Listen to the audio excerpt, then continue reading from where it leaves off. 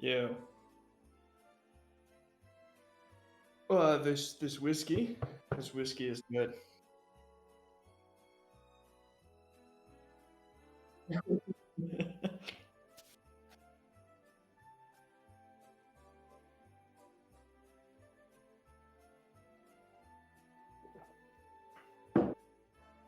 It's fine. I only have a half bottle of the green spot left, so there.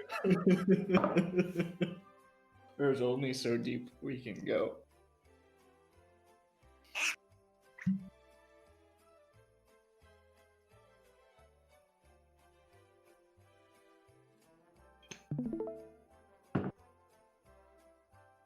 And you have the speedy internet now, so.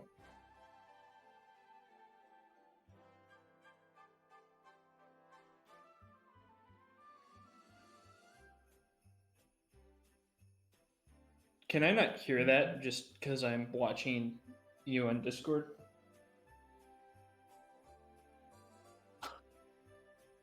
Gotcha.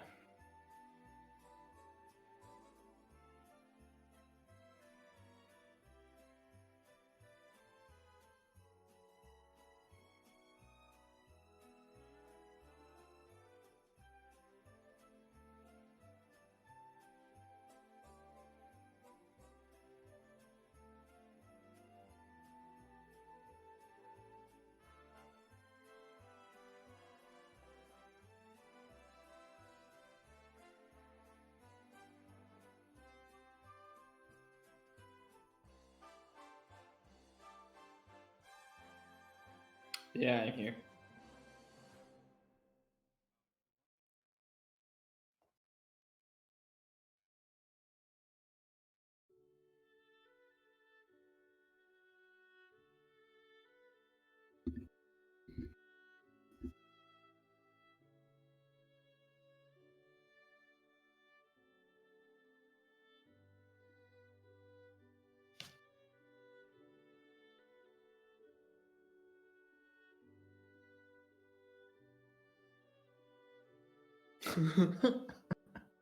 I love the infinite mirror effect.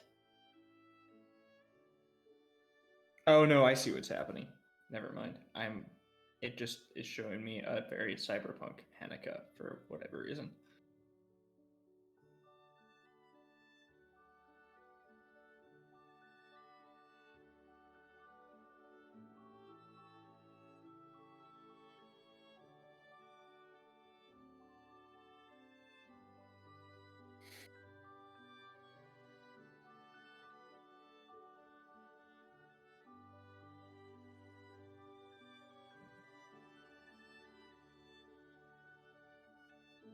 I might be able to turn myself up on now my input volume is at the max.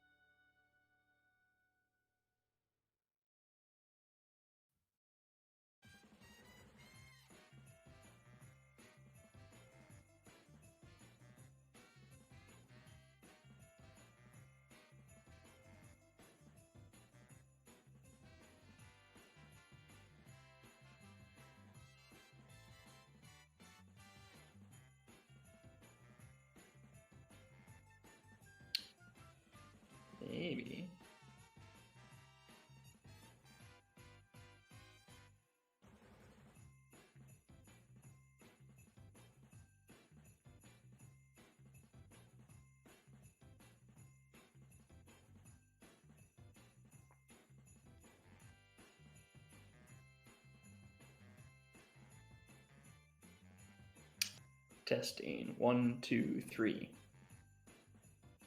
Testing. 1, 2, 3. Also, I'm coming through on the Twitch stream, and you're not, which is hilarious.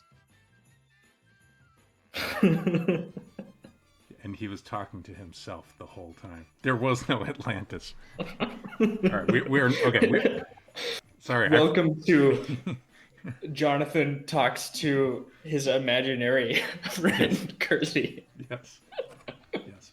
All right. So yeah, we are both audible on the stream at this time. So this is the real deal. And I imagine it's time. So I'm gonna just start the thing, which basically just means showing my face. Nice. There I am. Hello, anyone who is here. We're just getting started. Should I send out a tweet? I should do one more tweet because we are now live. This is it. And we're gonna do a little bit of audio tweaking. Oh no, not this window. By the way, do you see that I have a Firefox window open? When Atlantis, all right, it's happening. We're getting hyped. Clint is hyped for Atlantis. Why is it not showing my face on stream? That's what I want to know. No, it is showing your face on stream. It is. Okay. Okay. Wonderful. All right. You got to tell some Atlantis jokes while people are coming in. Don't put me on that on me. You're the comedian here, Kersey. No, just Google Atlantis jokes. I'm sure there are Atlantis jokes. Hello, Clint. We're working on getting towards Atlantis, but we got to start with the jokes.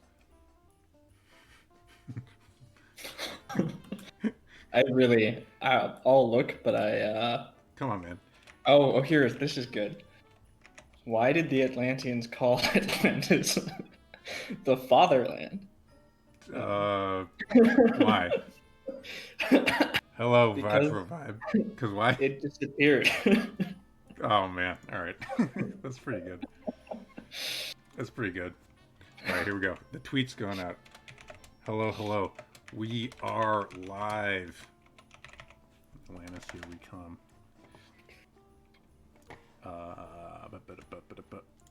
These jokes all suck. No, but you got to tell them. Oh, no. You can't make me tell bad jokes. That wasn't part of the deal. Fine. This is the liminal. All right, here we go.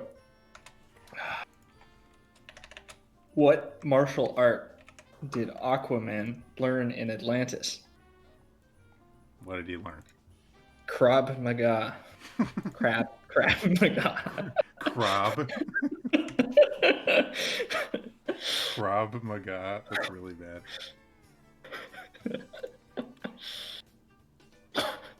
What form of communication was used in Atlantis? I don't know. What was used?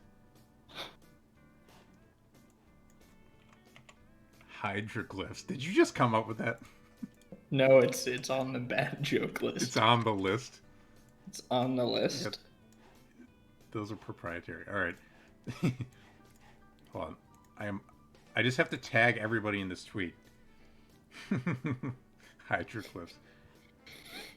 That's pretty good. That's pretty good. Give me another one. I'm looking for a better source of Atlantis jokes. I feel like some highbrow scholar has to have taken this challenge upon themselves. Yeah. I have the task of tagging everybody who liked this post when I'm bad at typing. Boom. But 𝕙𝕚𝕚𝕚𝕚𝕚 is here to save us. Yes. What was it? What was the favorite COVID treatment in Atlantis? Waterboarding?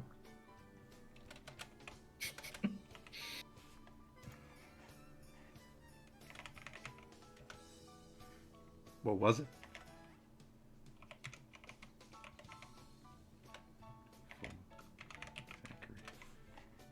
Hydroxychloroquine. Official sources called this differently. Or no, wait, that's not the line. What's the line? It's like official sources dispute this claim. This claim is disputed. No, it's from click here for more information on COVID-19. Yes. That's what I'm looking for. All right, we're halfway down the list of people I need to tag. Atlantis is disputed. It's It very is. upsetting. Reading a little before this, lots of people are like, well, it doesn't quite make sense. So we're gonna say it's definitely a myth. Right. Like, Right. I'm like, come on. Come on.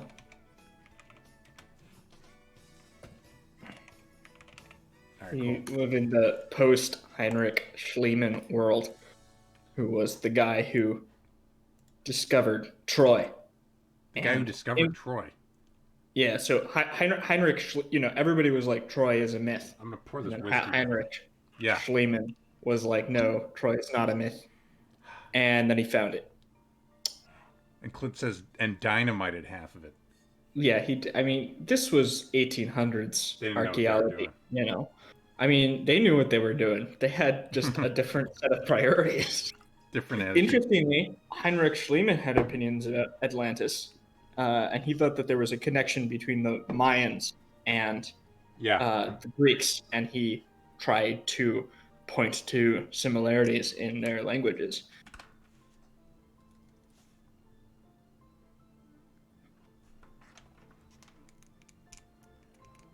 Sorry, if you just said anything, I wasn't able to respond because I unplugged my earphones in order to test the audio, and it all sounded pretty good. But we're gonna need. You what? I was just saying that Heinrich Schliemann had Atlantis opinions, and he thought that the Mayans had something to do with it. Right. Well, why don't we get rolling on our project here? We gotta find Atlantis. We've got some Atlantis to find. I have just poured myself some 𝕽𝕚𝕚𝕚𝕚𝕚𝕚. Philosophers on Twitch playing Microsoft Flight Simulator is not sponsored by 𝕽𝕚𝕚𝕚𝕚 Islet Single Malt Scotch Whiskey, but it is a damn good whiskey, so that's what I am enjoying at this moment. Vogelfrei, you mentioned you had red spot. Green Green didn't spot. have red, so I think it's an upgrade. I think green spot is the fancier form. I love green spot. I also have here some port, by the way. Philosophers on Twitch playing Flight Simulator is also not sponsored by Taylor Fladgate, the 10-year-old Tawny Porto. But anyway, I might have that. It should be. It should be. Fladgate executive who's currently listening to the world's premier flight simulator and philosophy podcast. That's right. All right, let's just jump into this. Let's get in this game. All right, so we have to pick a flight plan, and we got to pick a time of day, and so you're still seeing this kind of live with the thing we set up with the stream. Yeah, there's a bit of a delay. Right. Okay. All right. It's still not too bad. So I think we want to be in Greece, right? Yeah, I think the first place we should visit is, and I'm not going to pronounce anything right. Yeah. Forgive me in advance. But Santorini? That sounds right. The island in the Aegean Sea. Right, I think that should be our first destination. All right. Santorini. We can start in Crete, because that's relevant. All right, cool. So Crete. Crete. That sounds like a... No, that's in America. Okay, not that. Not that Crete. Crete. If you can give me a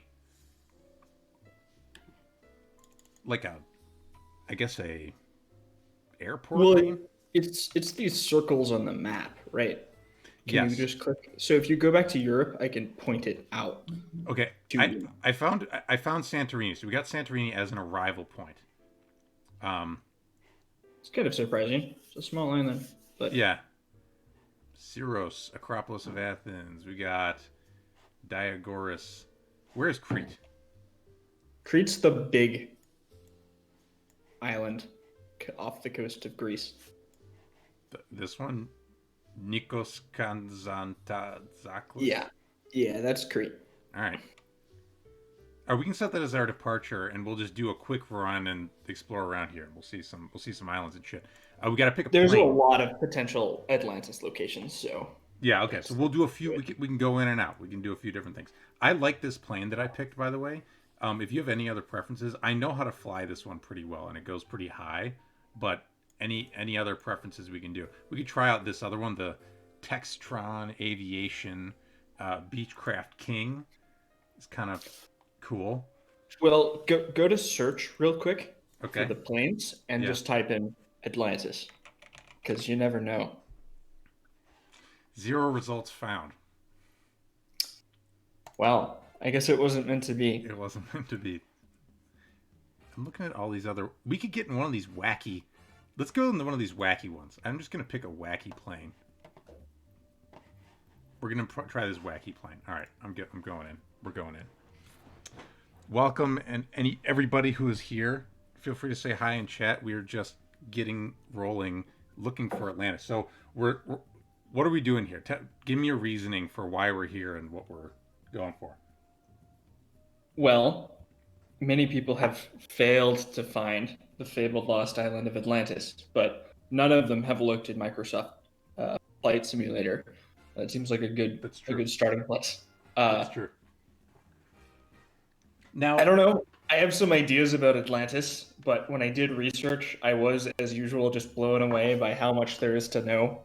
I right, don't consider myself an expert on the field by any means. right. Is there a world expert on Atlantis? Well, there's this book by this French guy who says it's in the Caribbean, Uh huh. uh, and he sounds really smart, but unfortunately, I can't find an English translation of the book. Right. So I think it's very unclear. I think we don't know. Or There's a lot of differing opinions. we are now in. We're in. We're in the world of Microsoft Flight Simulator. So I'm gonna go. We can look around. I don't know if you want to see anything about these planes. Like these simulations are shit are pretty fucking cool. Um, you can look at the all these special dials. I don't know anything about planes, but we got a lot of dial. We got a touch screen looking thing in here. Flaps, trim, landing gear, strobe. What's that? Let's turn on the strobe lights. I guess they were already on. Turn on the taxi lights. Look, we got a heat thing. Let's turn up the heat. Oh, inoperable. All right. Well, we're gonna stay cold. We're gonna stay cool. All right, I'm going for it. Oh wait, I have to usually take off the landing brake. Oh yeah, the engine's on. Are you with me, Vogelfrei? Yeah, and here, that's a weird plane. It is a weird. This is the Icon A5. I thought it was appropriately space age. I the the propeller looks backwards. Yeah, that's weird as hell, actually. Clint, I've played Flight Simulator every week for 2 weeks. This is. Oh, we're in the air. We're in the air, ladies and gentlemen. In Santorini, Greece. Well, no, this is Crete. It This is started Crete. in Crete. Oh, okay. No, you're right. We're in Crete, Greece. Yeah. The first thing that's striking me for Atlantis relevancy is that it's pretty flat, Yeah. right? And so you could imagine how this would get totally screwed over by a tsunami, Yeah. which definitely did happen. Whether or not the Minoans, who were the civilization that was on Crete, whether or not they were Atlantis, they definitely got screwed by the explosion of Thera. All their shit got drowned. When are we talking? Give me an era. This is like 1600 BC, so before the Bronze Age collapse. Right. I'm checking my altitude here. So the Minoans got going, according to what the archaeologists say, Right. in like 3000 BC, Right. and then they, were very powerful up until 1600 BC, which is a long time if you think about it. I mean, it's like almost 1500 years of power and success. So the Minoans, just so we're clear, so the Minoans are the are those the ones that are thought to have been matriarchal and pacifistic? This is something I've heard about the Minoans before. They were not pacifistic, Right. but I mean, I don't know about matriarchal. I don't know how you could tell that because we can't read their language. Uh-huh. All we know is that their women walked around with their breasts exposed. Right. So maybe that's indicative of something, but damned if I know. Right. Let me know when it's time. So we have, by the way, on the screen, I guess it's covering the altitude thing. I have a little map of, it just says Atlantis on it, but I can open up like a picture of the Minoan, language or something like that. So if you want to do any demonstration, should I just go ahead and start going towards Santorini? Yeah. Yeah. Do whatever. Let's do it. This plane's real weird. All of these planes I fly just want to drop into the ground. But we're gonna make it work. See, like, I don't know, I'm not good at this, right? So, like, I stick myself way up in the air. But maybe that's not how you fly a plane. I didn't do enough of the demos. The tests, you know what I mean? The training.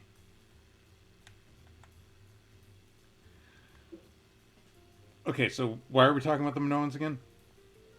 Well, one very likely possibility is that the Minoans were Atlantis.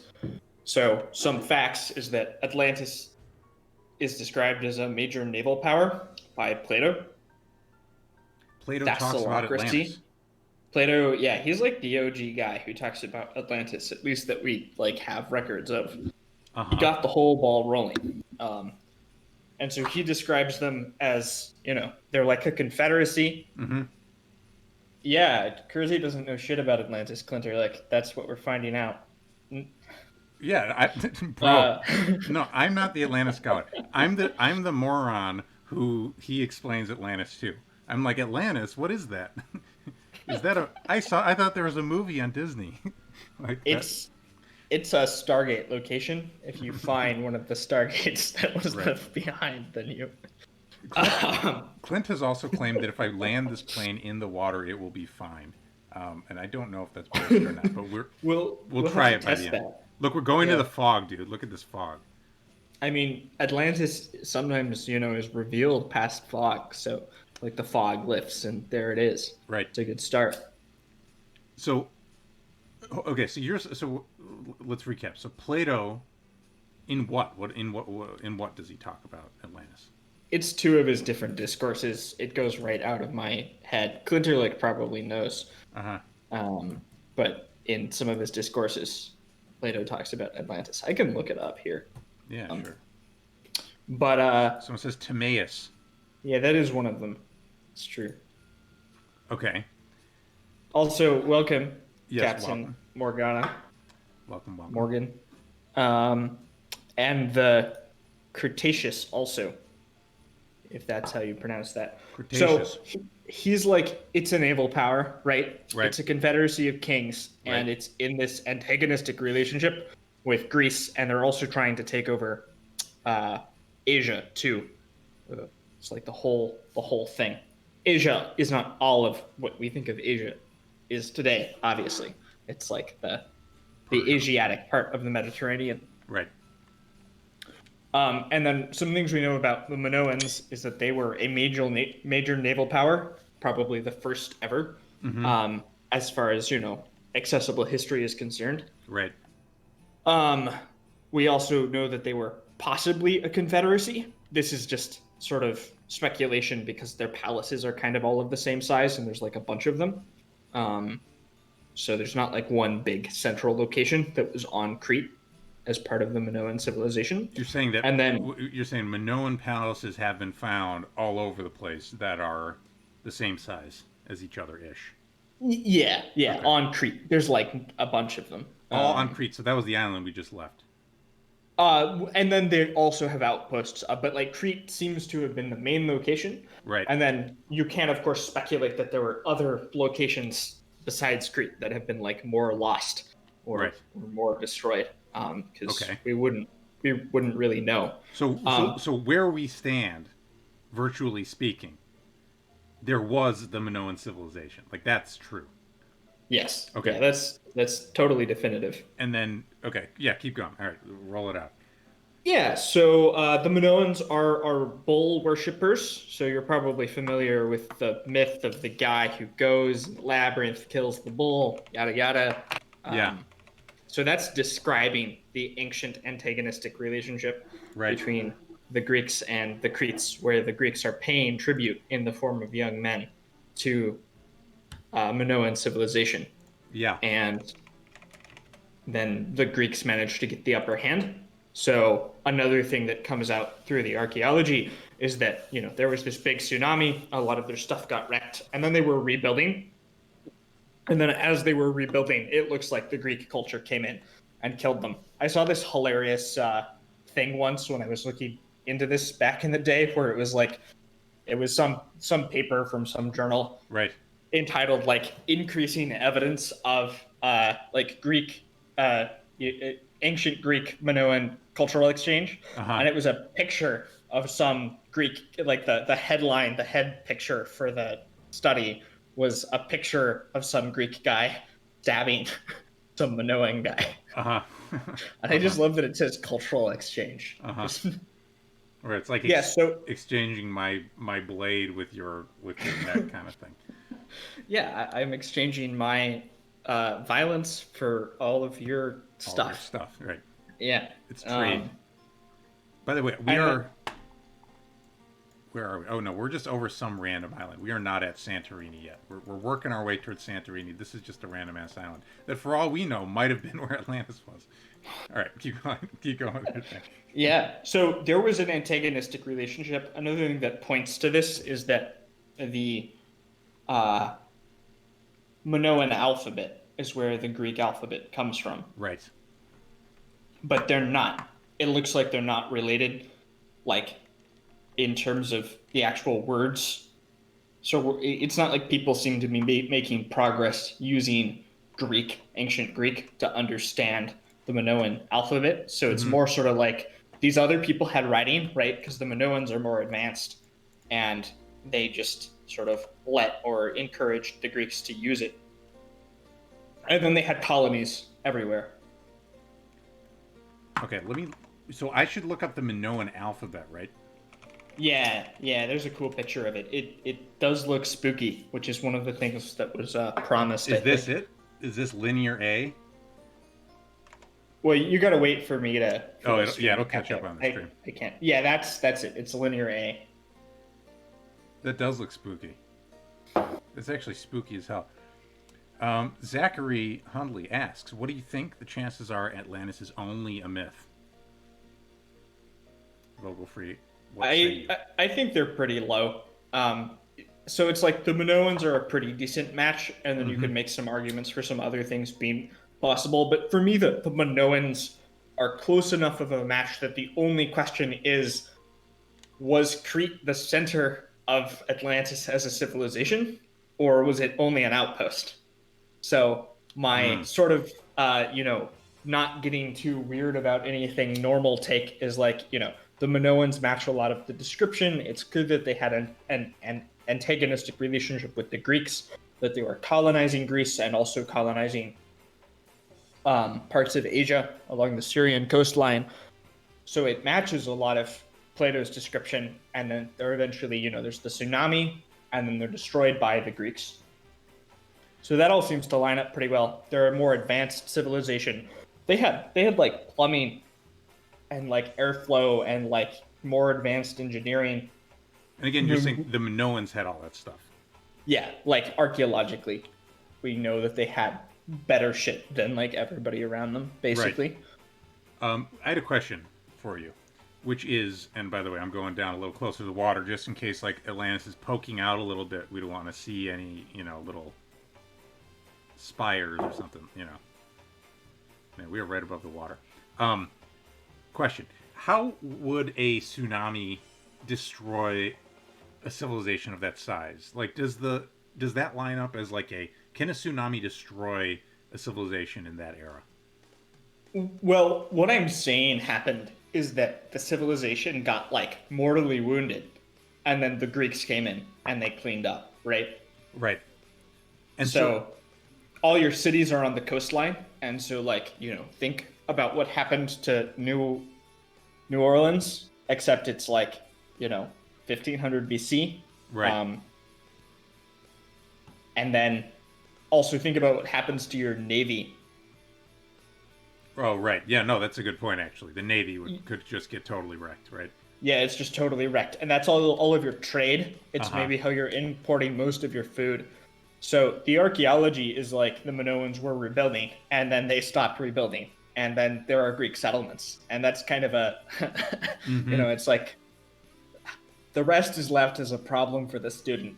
Right. And yeah, Klinterlich says if Atlantis was fictional, Plato had a very weird allegorical style, full of extraneous details. Never has made sense to me. And I think that's exactly right. It's like, why is he saying this extra stuff if it's supposed to be an allegory? It's like, you know, Right. geography and physical location and like the kind of limestone that they have. And at one point, he even talks about Atlantean plumbing. If I'm not, it's been forever. It's been years and years since I read this stuff, but I have this memory of him, of like some primary source talking about plumbing, which again is a match for the Minoans. Mm. So it's like, yeah, like Plato was not just making some random shit up to add details to his weird allegorical story. I mean, it can still be an allegory, right? It's like you're, well, still being based off of something people were, somewhat familiar with. And so then for Plato, this still would have been how long ago? That still would have been 1,000 years before Plato. Yeah, and also a very murky period of time because Uh-huh. a bit after the Minoans go under, like a few hundred years, you Mm-hmm. start to get into the Bronze Age collapse, and everything is totally fucked during the Bronze Age collapse. Right. It's a true dark age. Right. Like there are no records of like Greek writing from that time period, but then it reemerges. Like everything is messed up. So Right. it's like the period from like 1800 to 2000 doesn't feel as long in Right. terms of like how much stuff or like how much of darkness there is than Right. like 800 to 1000, right? By the way, we're like lost in the mists right now, which I think is this would be pretty terrifying if you were really here. You're just like Yeah, definitely. I mean, one question is how close the water is. I guess you can see it like a little, but that's definitely people definitely they sort of get Bermuda triangled and right. like So it's actually my linear A. I can actually move my linear A. I don't know if people care more about seeing the. I think seeing the altitude is kind of useful. So I'll move over my little diagram, so now you can see the altitude we're at. So Klinterlich says sea people equals Revenge of Atlantis, and in terms of my Minoan theory, so the sea people are this mysterious group, like, he means it more literally than I was thinking. But the thing that I think maybe happened is that, so it's like nature abhors a vacuum, and if you imagine that there's this major naval sea power in the Mediterranean, they kind of have everything on lock, right? They're policing the seas just like the British did and just like America does today. Right. And then once that all goes away, you kind of opened the floodgates to everyone else. Interesting. And so a few hundred years after the Minoans go under, right. all of these people come out of the sea, like a huge migration of people, and they mess up all of these ancient Bronze Age civilizations. Let me get I want to get like a diagram. Hold on. Do you think geochron? I'm gonna let this plane fly itself as I tend to do. Geochron. There's this. I hope this is fine for me to put up here. This is an amazing website, Geochron. We will accept their cookies, and I can get different eras of world history. Hold on, let me get my plane back on track. We got to go left. Go left plane. We're at 6,000 feet. That's fine. How do I do this? Oops. No, not this. I just want to see what existed. There we go. This looks a little better. And I'm actually going to reshape this a little bit. Oh, that was just an ad. Okay, now we're back. Let's get. So this says we don't want 2020. Give me a year. Like what? I want to just see the state of the world around. Go to 1600, and then I'll probably tell you that the BC. map is full of lies, but Right. we'll see. All right, we're going back. Plato, take the wheel. We're going back in time, ladies and gentlemen. Back in time to before all of this. Before everything you know. Hold on, wait. Plato, turn left. Oh, we're gonna turn left. All right. This is truly a tricky tricky maneuver we're doing here. All right. For Eddie, you said negative 1500. 1600. Okay.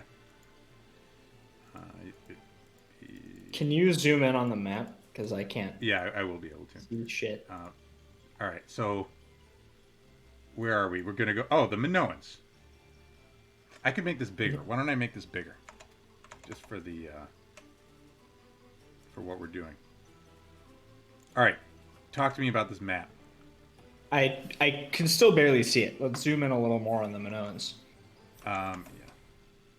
Oh, actually, okay. This is pretty Pretty good. It's so the interesting thing. Wait.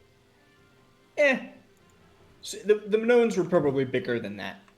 We sort of don't know what their full range was. Right. It's not clear to me. Is it saying the Minoans also controlled Upper Egypt? Because I think that is like actually a possibility, but it's the same color, and it's not clear if I think that's they're supposed to be. Hyksos.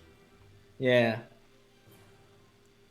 I can't really zoom more. I think this is all they're giving me.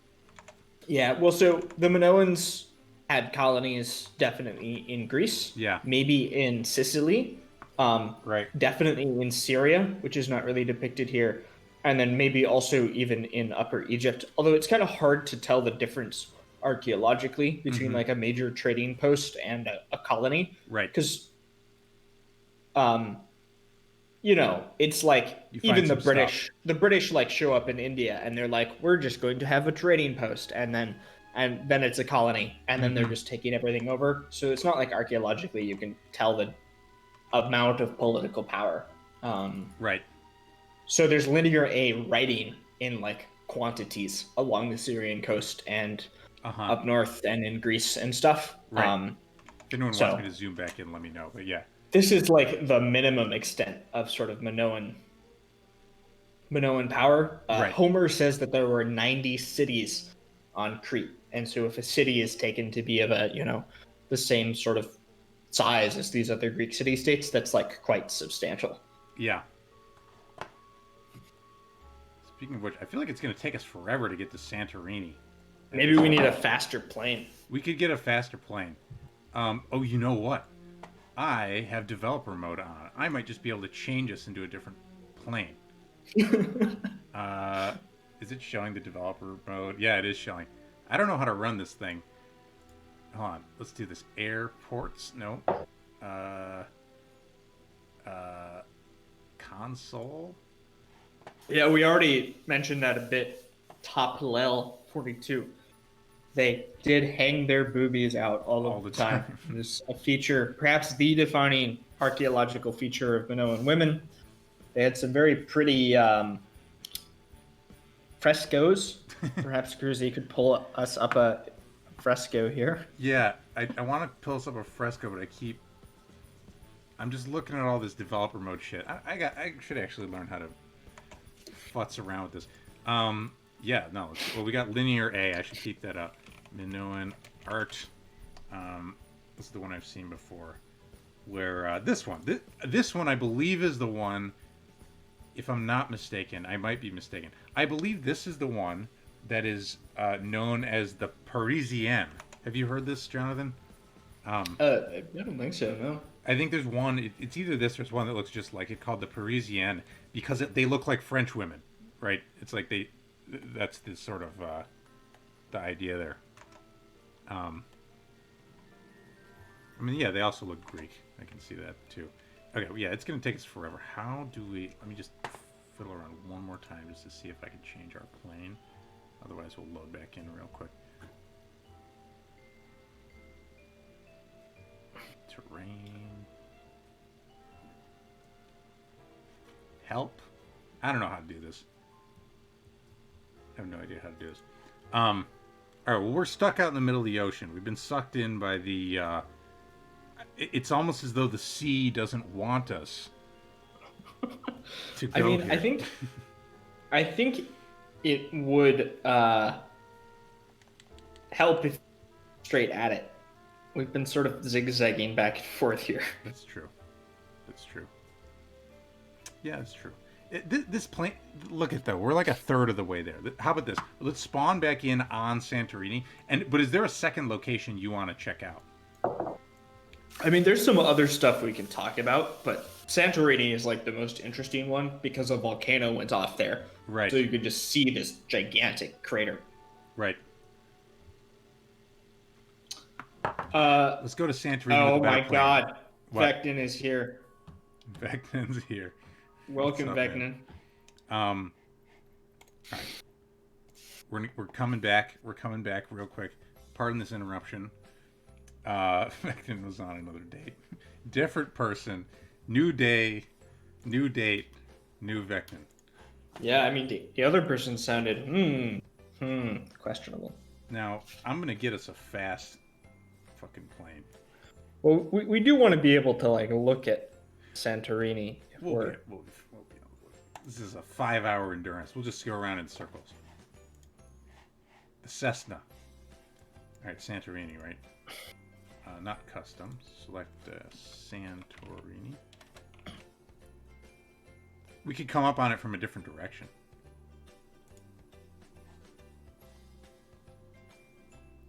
What is this? Set as departure. And then I feel like wild shit's happening in the chat, but I haven't checked on it. Set arrival. All right, we're gonna go to Santorini from the west. Were her boobs out? I asked to ascertain whether she was Minoan. Zachary Hundley also asked about your Atlantis timeline. Sound like you were saying Atlantis, if it was the Minoans, would be 3000 BC to 1500. To like 1500. Yeah. I don't think that Athens existed 9,000 years ago, even if we're willing to posit, super advanced naval civilization 9,000 years ago. Definitely Athens, not going to be a thing. So right. We're back. It's hard to tell how long ago things were, before like radiocarbon dating. It's just like it feels like back into the dawn of time because for the ancient Greeks, because of this terrible Bronze Age collapse, Dark Age. Bless me. I think everything before that was kind of like mythical. Oh there, I'm pulling up. All right, there we go. We got some speed now. Vectin brought some monkey shoulder. We've had monkey shoulder. Yeah, it was all right. I remember making monkey shoulder cocktails and then reading Human All Too Human. Oh yeah, that's right. We did do that. We made like a lot of it. Yeah. That was monkey shoulder. Okay, no, we're back in Greece. So, do you really have multiple theories of this whole thing? I don't have multiple theories, but there are multiple theories. There's a lot of theories. All right, let's go through. Tell me about these theories. I'm going to fly to Santorini in our new vehicle, which everyone can see is much more powerful. Yes, Vectin, I'm always winging it. So there's this French guy who's like, it's in the Caribbean, and then they also sort of colonized everything else. Because what Plato says that there's this like large ass island that's past the Straits of Gibraltar, right? Large ass island, yes. And that in addition, they control lots of other islands too, which makes sense, right? It's like if you have the one island, it's going to be pretty easy to have the others. We just put the landing gear away. Yes. So this guy thinks it's all the way over in the Caribbean that this thing, like, was originally based, that Atlantis was originally based. Mm-hmm. And I can't say that that's false, at least. As the conspiracy theorists like to say, you'll have to make up your minds for yourselves. Mm-hmm. Okay. So we know that like the Carthaginians and shit could sail a long ways. Like they could make it across the Atlantic if they knew the routes. Right? It's like not going to be that hard if they knew the routes. I didn't know that. That's amazing if that's true. Yeah. Yeah. It's so I mean that's prior people, to the Viking era. yeah, people made it. So one thing that might give you a sense of scale in terms of the ancients here is to think about how large the Roman Carthaginian naval battles were. Mm-hmm. They were they had like 100,000 people or more on each side.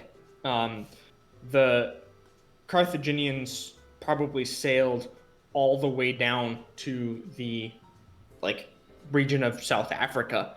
And to give you a sense of comparative naval technology, in the early 1400s, so Columbus is 1492, in the early 1400s, the Spanish are losing ships left and right off the coast of like Morocco, of like northern Africa. So that was me. I have a lighter here. I was lighting some incense up. So You just said there were 100,000 person naval battles involving the Carthaginians. yeah, dude, and the Romans. Is It that was like possibly the largest naval battle by numbers of all time.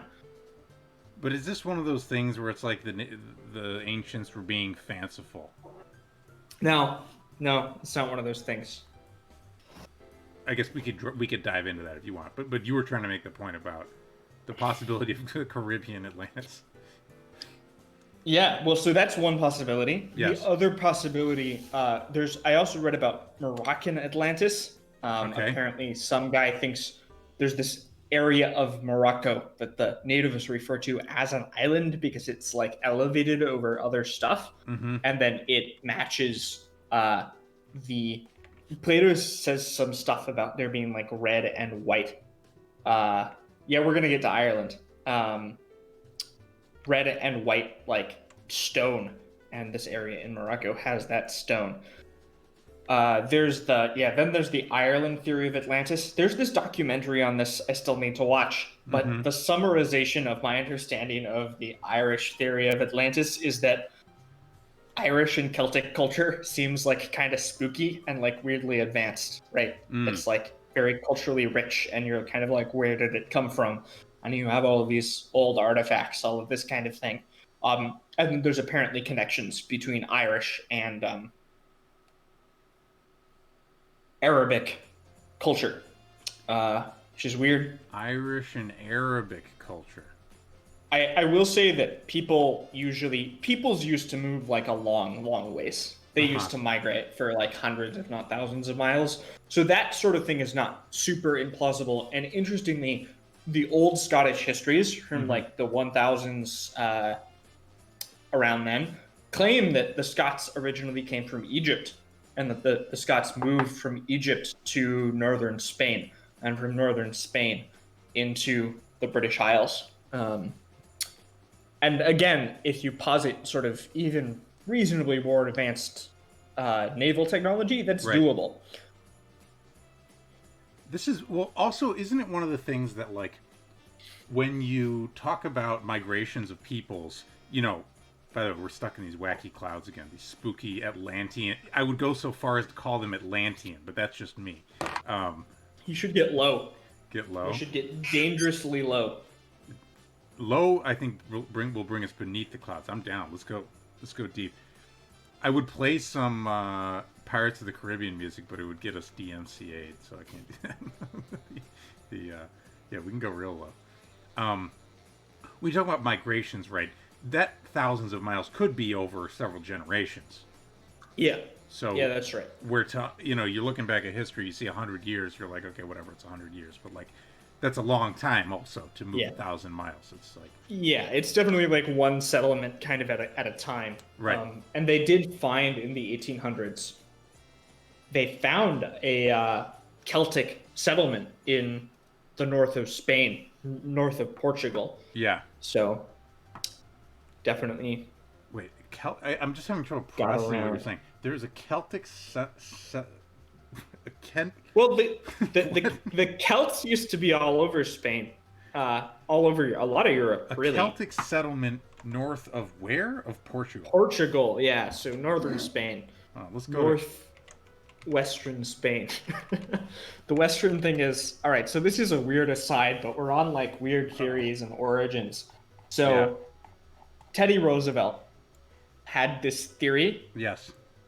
So Teddy Roosevelt was kind of into Aryan race theory, right? Right. Okay, I can see. And he had this idea that the best of the people always kept going west.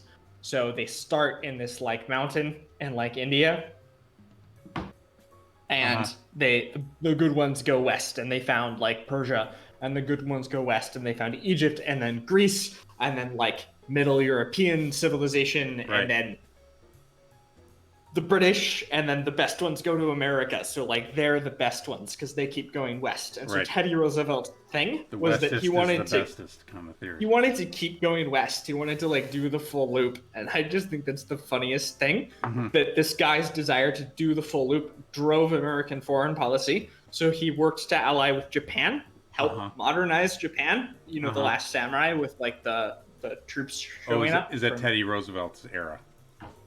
That's after Right. Teddy Roosevelt, or sorry, that's before Teddy Roosevelt. But like that's part of the thing he was doing, and then the Philippines, which is Teddy Roosevelt. Right. So he's setting up to get back into Asia because he thinks that the thing that you're supposed to do is keep going west, which is just like hilarious. Right. It just kills me. It kills me that theories like this, you know, have this kind of impact, where it's like, yeah, like if you come up with a compelling enough theory, then the president will. the president will be like, yeah, that appeals to my cowboy-esque nature, and Right. he'll go for it. It is interesting to imagine the cowboy go west ethos taking us into World War II or whatever. I don't think that's what happened, but Well, you might not think so, but indirectly. yeah. So Hitler was inspired by cowboy novels as a matter of raw historical record. Like that's true. He was very, very into American cowboy novels. Okay. In the sense of just like he thought cowboys are cool. He thought cowboys are what cool. You're saying is Hitler would have played Red Dead Redemption 2 a lot. Like he would have played it a lot. I mean, dictators in general seem to really like cowboy stuff. Right. Mussolini did. Stalin famously watched a lot of cowboy movies, and the Kims in North Korea. They all like cowboy stuff. I can see Mussolini liking cowboy stuff actually. For some reason, that one really I can fucking see. Yeah. So there's this from like the early 1900s. There's a cowboy. Welcome there's back. Like a famous cowboy novel. Wait, sorry, finish what you're saying? Oh, there's a famous cowboy like novel that depicts, a very sort of ideal quote unquote master race guy that was a big inspiration for Hitler. My brain is working slow right now. It's possibly because I'm flying this plane and I'm drinking and I'm monitoring the chat. Will you just say that again? You said there's a. I'm gonna look it up. I'm gonna find the name here. You're saying there were Nazi cowboy novels? Well, no. Like Aryan race theory cowboy novels. Okay, which is related, obviously. pretty fucking. Right. Okay, got it. Welcome back, 𝕚𝕚𝕚𝕚𝕚 gang. We might launch and we might fly the plane more off the ground. Yes. So Adolf Hitler said that these novels overwhelmed him as a schoolboy, and they caused a decline in his grades. So it's just sort of like he obsessively read them. He played too much Red Dead, and his grades got bad. Yeah, basically. By this guy Karl May, who was a German writing these cowboy novels. Right.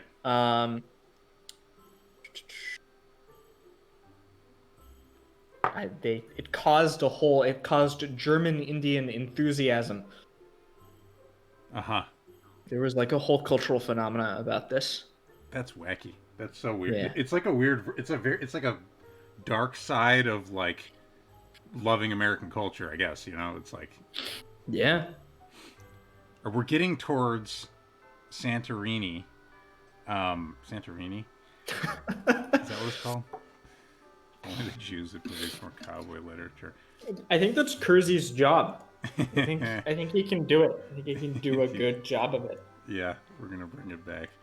I think we need to get lower. I think we can see the island. All right, I let's think we go. can start to see it Let's down go there. deep. Let's go down. We might end up bouncing off the water here. Yeah, I'm gonna need you to This is how down we go. it. Oh God, This is we're how going. we go. This is how we do it. We're gonna find Atlantis. It's under the waves. We're punching it.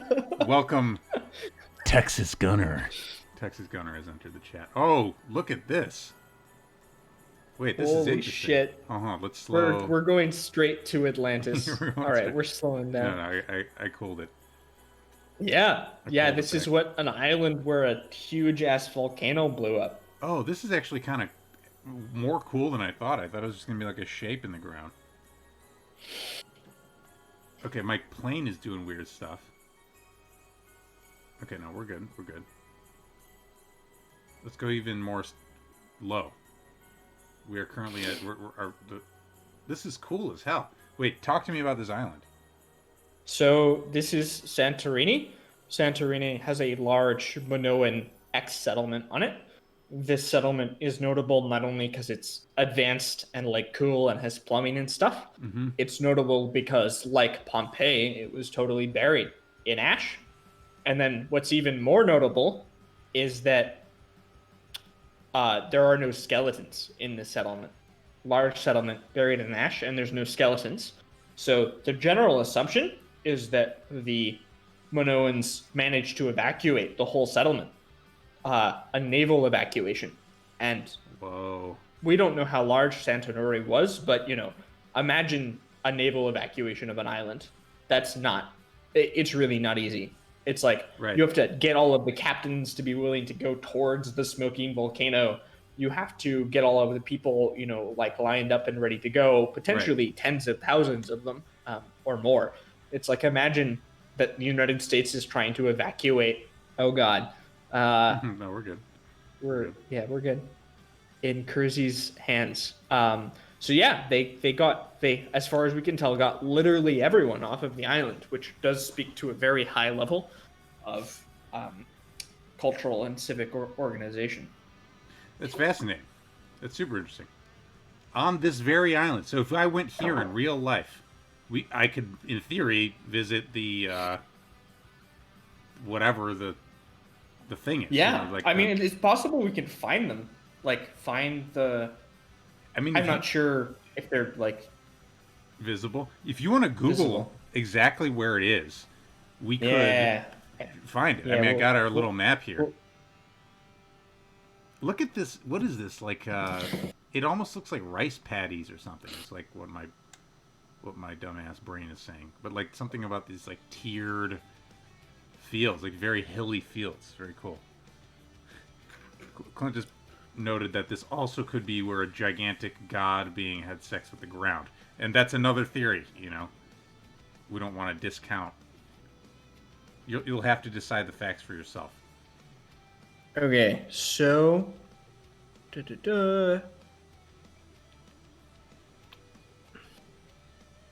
so there's a settlement that is south of the capital. So there's a lighthouse. It's gonna be hard to find.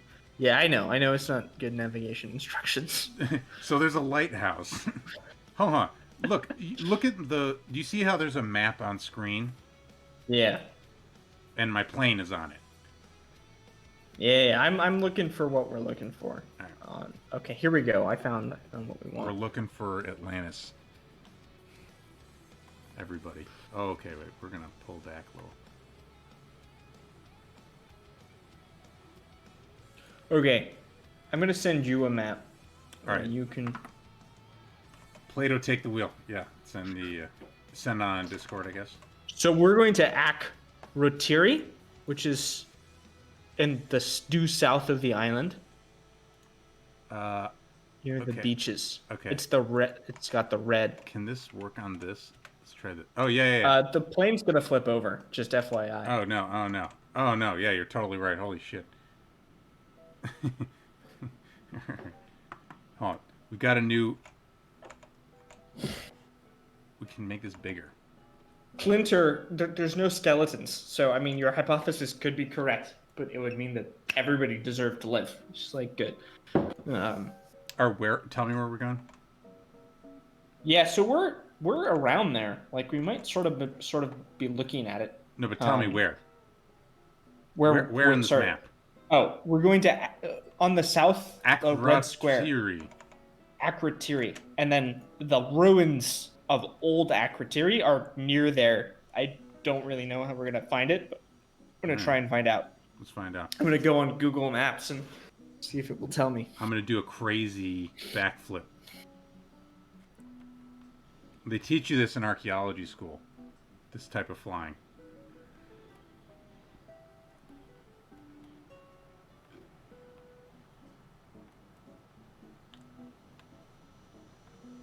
Okay. Oh, God. All right. I don't know how... It's a little hard for me to get the scale of this. This island just seems tiny. I mean, I think it's not.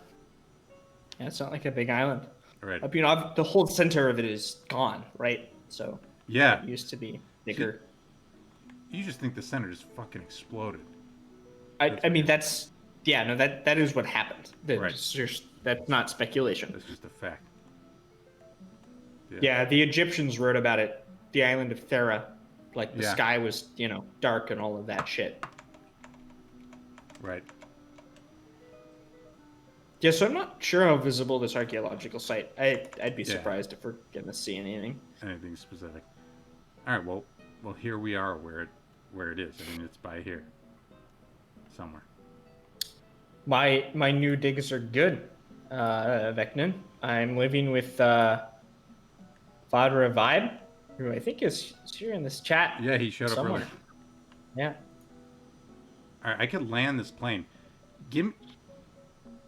So this is like the general area. Right. That it's... Yeah, so it's like that. Near that... No, we're pointing forward, so it's behind us. So if you give us a good turnaround, just turn us 180.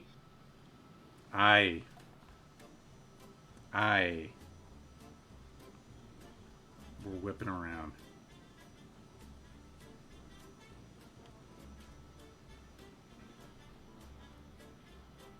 Also, by the way, we could literally fly anywhere else. Like, if you think it might be in China, we could fly in China. Yeah, no, we're gonna do that next, but for now we're gonna... let's just go along the coastline here. All right. Get a lay of the land. Coastline it is. This is cool. I like this place. I would like to visit Greece. Me too. We're gonna get a dead spin. Let's go visit Greece. Dude, the amount of shit I'm gonna do when this goddamn pandemic is over is I believe to be astronomical. Then again, I'll be like, man, I just want to play video games. No, I don't think I'll do that. But 𝕨𝕚𝕚𝕚 has some opinions about the Greeks. See? Yeah, so this is the general area. We could be flying over Atlantis right now. I feel like that's going to be a theme today, is that we could be over Atlantis. Yeah. Also, this is a very maneuverable plane. This is easy. We should go to maybe the coast of India next, because that's one of the most fascinating... Oh, Cretans. Yeah. 𝕨𝕚𝕚𝕚 made a joke about Cretans. Look, I'm going to land. Oh my god. You gotta find a nice field. Don't crash into Atlantis, Kersey. All right, let's go, baby. Let's There's go. trees. Oh god, there are trees. Oh, you gotta dodge the trees. We bounced. Oh no! Oh no! Coming in hot. Coming in hot. I'm turning off the real. Oh my god! I think we're just dead. I think that's what that bounce means. Oh god, the bounce. The bounce. I think we need to turn crash mechanics on, dude. So that we can be chastened. Look, in my desire, we have feedback from reality, right? We have the harsh realization that we can turn on crash mechanics. You want to dead. We can turn. All right, let's turn on crash. I can do it. I'm willing to handle that responsibility. I don't know how to do it technically, but I can do that. Is that a graphics thing? No, that's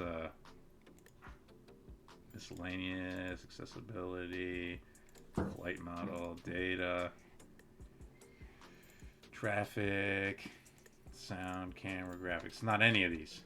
I think it's up here. Yeah, disable crashes is on. Alright, now disable crashes is not on. Should we test it just to make sure? Absolutely. Alright, and then we're going to go to India. Let's find Atlantis in the water. Alright. Oh. You collided with the object and caused critical damage to the aircraft. Alright, so it works. It works, everybody.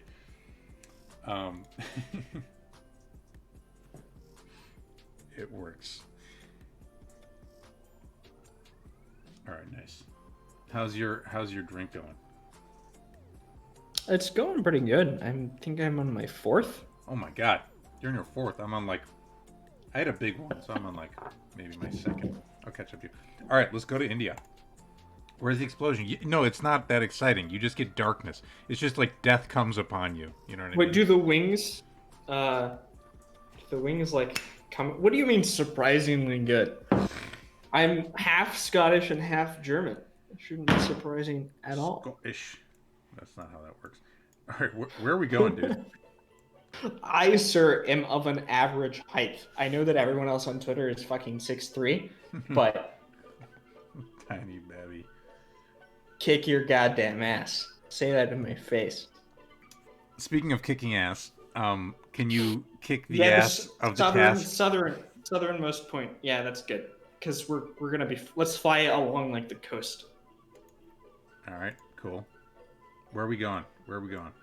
Let's just fly along the coast, because it's like... West there coast, was supposedly the southern coast of India. Okay, so southern coast. Now we'll go over there. So the idea is that there was this lost... There's these legends from the Tamil culture of India, which is the southernmost tip. Yeah, Tamil, I believe, is what they... Tamil. Yeah. You're probably right. I don't talk to people about these things. I just read about them. Hold on, help me pick a... I could make a really big... We could take a 747. That might be stressful, though. It's not going to be as maneuverable. Yeah, we want to get low to the ground. Yeah, yes, Clinter, I do train. Not as much as I'd like to, but I do train. I'm thinking about taking the ℙ𝕙𝕚𝕚 out. It's a good vehicle. Though I've been rocking the we were just in the Textron Aviation Cessna. Alright, well let's go with this one. Alright. I've done like a fair amount of Brazilian jiu-jitsu. Not like a lot, maybe like 8 or 9 months, like a reasonable amount of sparring when I can get it. I have more experience in striking martial arts. I have the most experience in sword fighting, really. He'd kiss my cheek as he put me into a submission hold. Thanks for sharing that, Beckton. That's really great. Gay! Alright. Alright, it spawned us in the air. So I'm gonna send you this map, and you're gonna put it up on screen, because it's a cool map. Totally. So this also, is... we're flying over something cool. What is that? Oh, it's like a little monument or something. There's some cool shit here. We're in India, everybody. We made it to... I overstressed the aircraft and caused critical damage. I'm turning off crash. People don't understand this. Apparently in real life, I guess, as I'm inferring from this game, if you turn the plane too hard, you'll rip the wings off. You gotta get like a jet fighter or some shit. Yeah. No, I bet you can get that. Alright, this plane wants to go up in the air. I don't know why it's doing that. Why does it want to do that? Don't do that. Alright, did you send me the thing? Yes, I did. I sent you the map of the lost continent of Kumari Kandam, also known as Lemuria. Alright, let's take a look. Lemuria. Kumari Kandam. Oh, what the hell? That doesn't exist.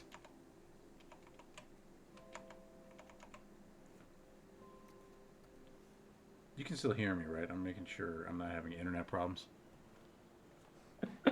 Yeah, I can still hear you. All right, cool. Where are we? Oh, we are. Where are we in India? We gotta go along the southern coast. Is there like a big refresh? What are you giggling about?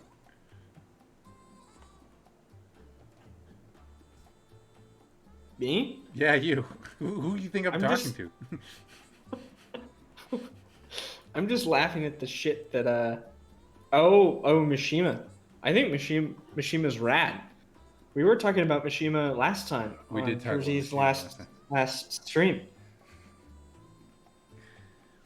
Wait, okay. So tell me about this lost continent. We're gonna. Yeah. So the Tamil, is that how it's I pronounced? think it's Tamil. Tamil. Yes. The Tamil culture has these legends of the lost continent. That it was like very advanced and where they were sort of originally living.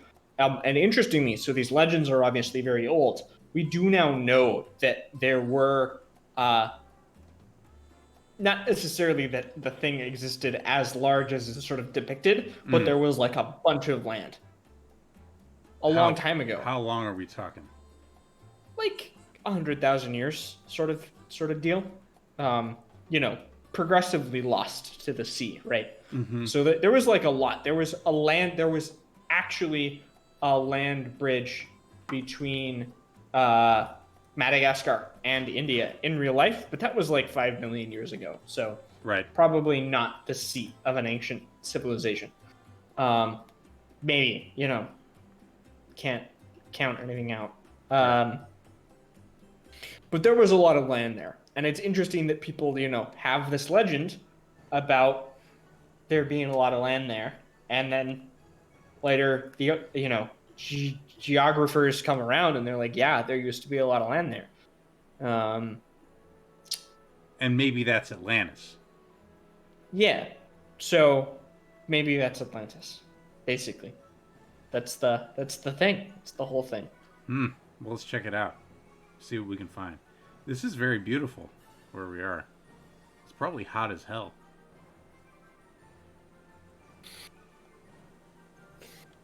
What kind of trees are these? I wouldn't even know. I wouldn't even know how to describe them because I don't know about trees.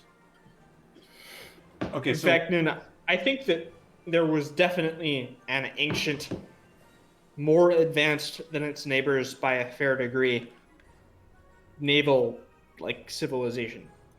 So that's my answer to whether Atlantis existed for real. Is that like basically yes? I think before you showed up, we were talking about the Minoans were sort of the most likely candidate. Yeah, 100. That's yeah.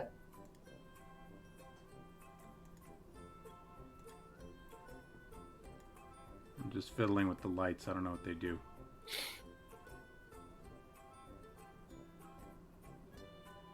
I like the lights. So not even. Do you even Descartes, bro?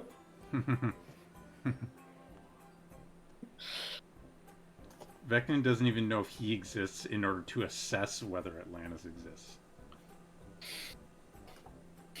It's like a real double. What do they call it? Catch-22. All right, Vogelfrei. So how are we doing in terms of emptying your mind of its knowledge about the theories of Atlantis? Well, some people think it was on like the Canary Islands and shit like that. Okay. So it's sort of like in these small islands that are in the Atlantic between like the Caribbean.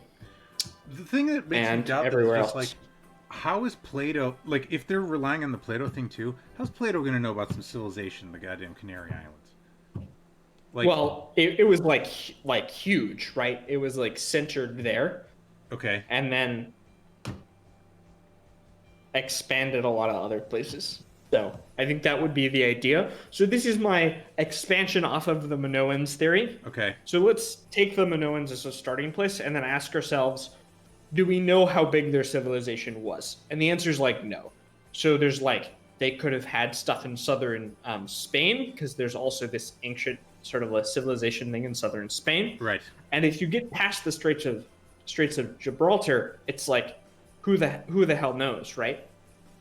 And so the question is not where were the Minoans obviously existed. The question you can ask if you want to get into weird Atlantis stuff is like where did the Minoans start? Because Crete could have been just like a colony, like a big colony, but not where they actually began. And then Plato says that they're beyond the Straits of Gibraltar, right? Mm-hmm. He says that they're beyond the Straits of Gibraltar. Where are the Straits of Gibraltar? You know where like the Mediterranean starts? Yes. Where Spain meets Africa? That's the Straits of Gibraltar. That little thing. Okay. Beyond the Straits of Gibraltar. I mean, but also it's like just to figure this out, right? You know, I guess you do have to be speculating something pretty crazy to have it be that big. Like, what would be that big back then? Also, where? Like, where are you going if you're beyond the Straits of Gibraltar? Well, you have these small islands, and then this area in Morocco is another option. Not technically an island, but again, there's this weird thing where like the natives call it an island because of its geographical features. And then you have the options that something is lost. So right. I think there's actually, this is an interesting thing. There's this old drowned English city from like the 1100s that I'm going to look up real quick so I can get its name. I'm feeling this whiskey now, dude. I'm starting to feel it. I better drink some water.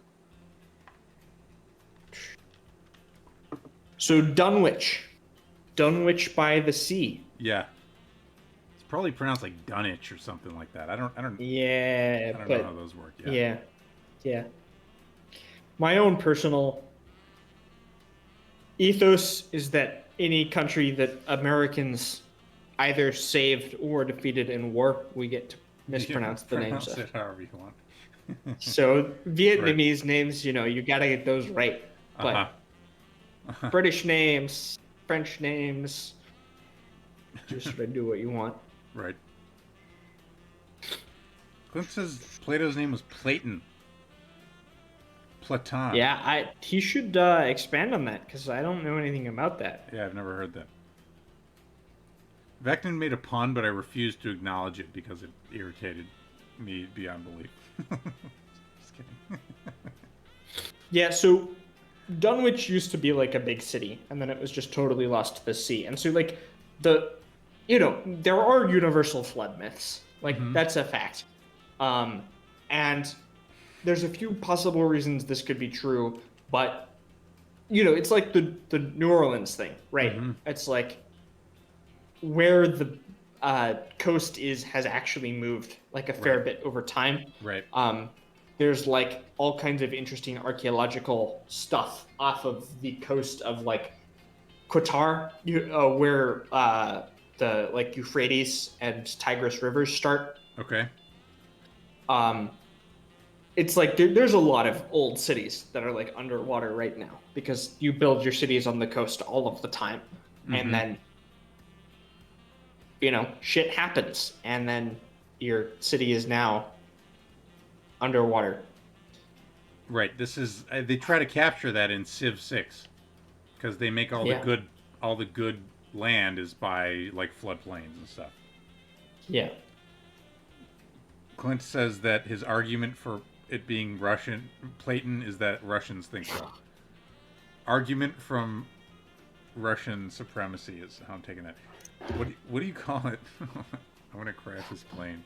What do you call it when a middle-aged woman? What? Pull up. Pull up. No, we're good. We're good. We're actually gaining altitude, even though it doesn't look like we are. You just got to trust the instruments. Don't trust your perceptions. Trust the numbers. What do you tell when a middle-aged woman takes a break from reading Plato dialogues? Menopause. Thank you, Zachary.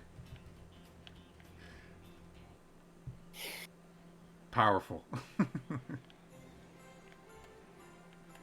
All right, I think we've now exhausted my knowledge. Now I've exhausted. All right, well, we could just fly I know around. nothing further. We could just fly around and chill. I doubt we've exhausted your knowledge, by the way, because if we get into any subtopic, you're going to start rambling about. All right, Clint retorts, "Lol, no, Kersey. My argument is that it's written Platon in Greek." Oh, okay. You had to spell it out for me, dude. You expected me to infer this by myself. No, Kersey. My argument is that it's written Platon in Greek, and the Russians got it right because Cyrillic is based on Greek. All right, that makes sense. All I know, Vecnin, is that the girls love Atlantis. Yeah, you gotta memorize all of this Atlantis knowledge. You have to read the books. Yeah. You have to know about each Atlantis sub-theory, and you gotta just, divulge. You just gotta keep talking. Just don't stop talking ever. Yeah, there's this. I found this fascinating documentary that fortunately I did not get the chance to watch, but I'm gonna drop it in the chat, and then we can all watch it. Yeah. Together later. But it's the Irish theory of Atlantis. There's a documentary on the Irish theory. Let me guess. The theory is that Ireland. Look at this beautiful water. Look at this green water. Oh, we are 2,000 feet above that water, so I better pull up a little. Oh, look, there's a shadow. Look at my plane's shadow. It's very subtle. It's under the wing. I want to get real close. We didn't ever crash land that other. Look at that shadow. Oh, it's beautiful. Look at that. Oh, I love it. There's something so entrancing. I want to meet my shadow. Alright. AutoMod has detected a weird message from Clint. I will allow it. Thank you for your feedback. Wait. I think this is the best Atlantis joke. Yes. That we've seen so far. I won't say it, but others can read it if they want to. Atlanteans. Is that what you would say? Yeah, Atlanteans. So wait, hold on. What's the deal with... So why do we care... Let me just review. Why do we care about Atlantis? Is the theory being that they had cool technologies and stuff? Because it's like the Disney movie. They had like cyberpunk... not like, steampunk, like... Fucking... Oh, yeah. So, what's his name? What's that? 𝕙𝕚𝕚𝕚𝕚. Yeah. Says that the Minoans were the first link in the Western chain of civilization because they built like the language and stuff. And also all of the like old like alchemical like stuff in the early days of alchemy from like 300 AD, they're all like, it all comes from Atlantis. They're like all of the mythical traditions are Atlantis descended, and there was like a huge exodus after the tsunami. So for whatever reason, ever since Plato started talking about it, and whoever else, because there's kind of these lost primary sources that people talk about. Because Plato is not the first person to talk about this. He's just the first person that we still have. There's all of this old mythical tie-in to Atlantis, because the alchemists want to be descended from it. Right. The Greeks talk about how they resisted it and like defeated it. Ooh, so it's I dodged the water. I got really close. That was sick. That was. I might have bounced off the water. It's kind of exciting to like hear. Oh my god! No, you definitely touched it. You definitely just hit the water. All right, guys. We tapped Atlantis. I'm pretty sure. If Crash was still on, I think we would be dead. We probably would have died. Yeah.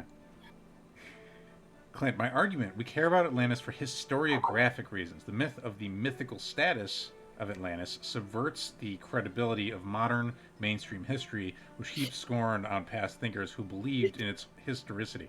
This is many levels deep. This is correct. So this is what I think about with like reading the bicameral mind. Right. It doesn't matter what you think about the bicameral mind. What matters is that there's a bunch of weird evidence that is just deeply not explained by normie reasoning about history. And this is super true of the Atlantis stuff. Like, there's lots of archaeological evidence that we just like are kind of like question mark about. Right. And then all of these people just heap scorn, and they did it with Troy too, right? with Heinrich Schliemann. They were like, Troy doesn't exist.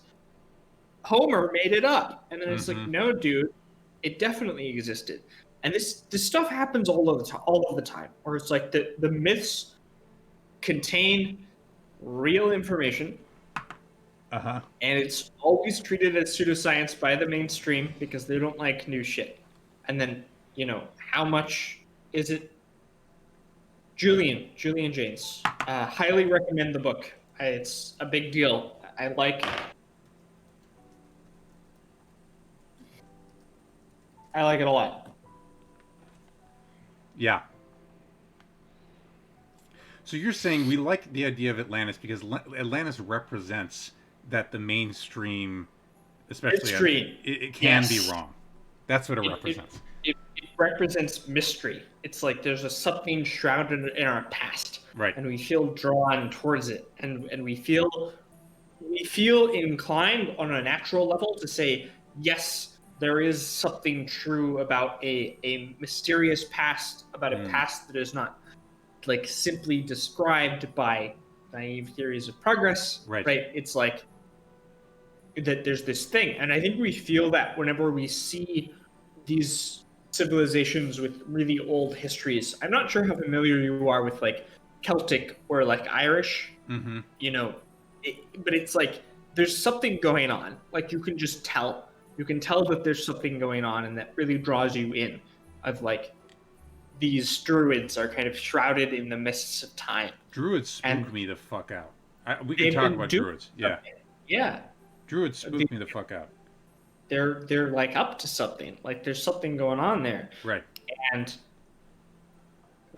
that's the thing. It's like there's or like, it's like the alphabet is spooky. It's like, why is the alphabet spooky? Like, why should this circle of symbols be spooky? And I legitimately believe, and this is insane, I think, by like normal epistemological standards, but I believe that when you find things spooky or like deeply mystically compelling, that is real evidence about something in history. Sort of take the ancestral memory pill like a little bit. I'm down to take the ancestral memory pill for this plane ride. We can go there. I mean, I think there's no going back. I think it's like the Matrix. Right. What is the ancestral memory pill? So I have a theory. I have a guess at what you mean. All right, let me leave you to contemplate what I mean for like a couple minutes while I go get this alcohol out of my system. Grab a glass of water. Okay, sounds good. All right, we got a few minutes to ourselves, friends.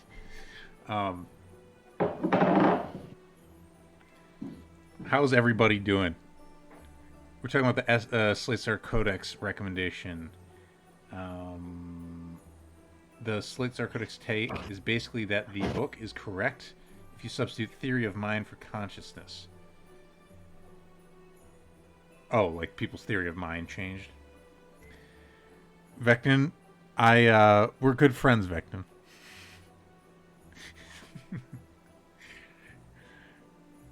Clint's pushing in the physiognomy direction. Vectin, didn't you go on a date? Tell us about your date.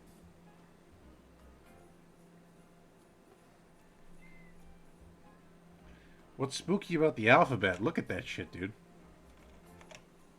That doesn't spook you out? Ink-written inscriptions round the inner surface of cup. I mean, I find it a little spooky. Do we think something will be found re-Atlantis similar to Troy? I think I would bet that that Vogelfrei thinks so. It seems similar enough as a story, and it looks like the evidence in Plato actually is kind of compelling to me. That they didn't have a theory of mind. Okay. We went to Barnes & Noble for 2 hours and chatted about psychology and philosophy. Bro. Awesome. I then went to Sephora, iffy, tried on a bunch of colognes, and bought 𝕬𝕗. You know, I've always been I haven't really gotten into cologne, in part because of my mom. If I wear any smell, growing up, if I wore any smell, my mom would murder me. You just be like, I can't breathe. Put that shit away. Get that off your body. Smelly ass shit. So I never really got into cologne, but that's interesting that I never got into cologne. I could wear cologne. I could be a guy who wears cologne. I could have really musky, heavy cologne. I could lean into my stereotypical Italian, you know. Is that a stereotype? Or we got some land here. A lot of colognes do mess me up. Yeah. Like weird physical tension stuff. Yeah, dude, it's pheromonal warfare. Yeah, I believe it. The best pasta. I'm a simple man. I like linguine, but I'll eat all kinds of pasta. I like gnocchi. Gnocchi's great. Gnocchi's barely pasta. Gnocchi's potatoes, but I like gnocchi. I like fusilli. I like a lot of. I like a lot of pastas. Have you watched the videos of guys with cologne addiction breaking down on YouTube? What? No, no, I haven't. Post a link. I'm not sure that I want to watch. I don't know if I want to watch that. I'm intrigued. I'm not going to watch it right now, but for later. What are they like? Some of them blow all their money, lose their families. Yeah, I believe it, dude. Fuck. Look at this weird Long Island. Yeah, let's go down. It's shrouded in mists and mystery. Like our whole. Ooh, cool. So this is the thing. I'm like, something is spooky about this alphabet, like to me, and to you. Oh, look at this. And I think to other people also. Yeah. And I don't know. So to start in a simple place. Oh god, that's pretty low. All right. Are we fine? We got 200 feet. We're flying along. We're good, man. The power of Atlantis protect us. The power of Atlantis protect us. We're fine. The power of Atlantis protect us. I should be careful. I'm gonna accidentally say some like Atlantean power words, and like a fucking tsunami's gonna come kill me in the Midwest or whatever.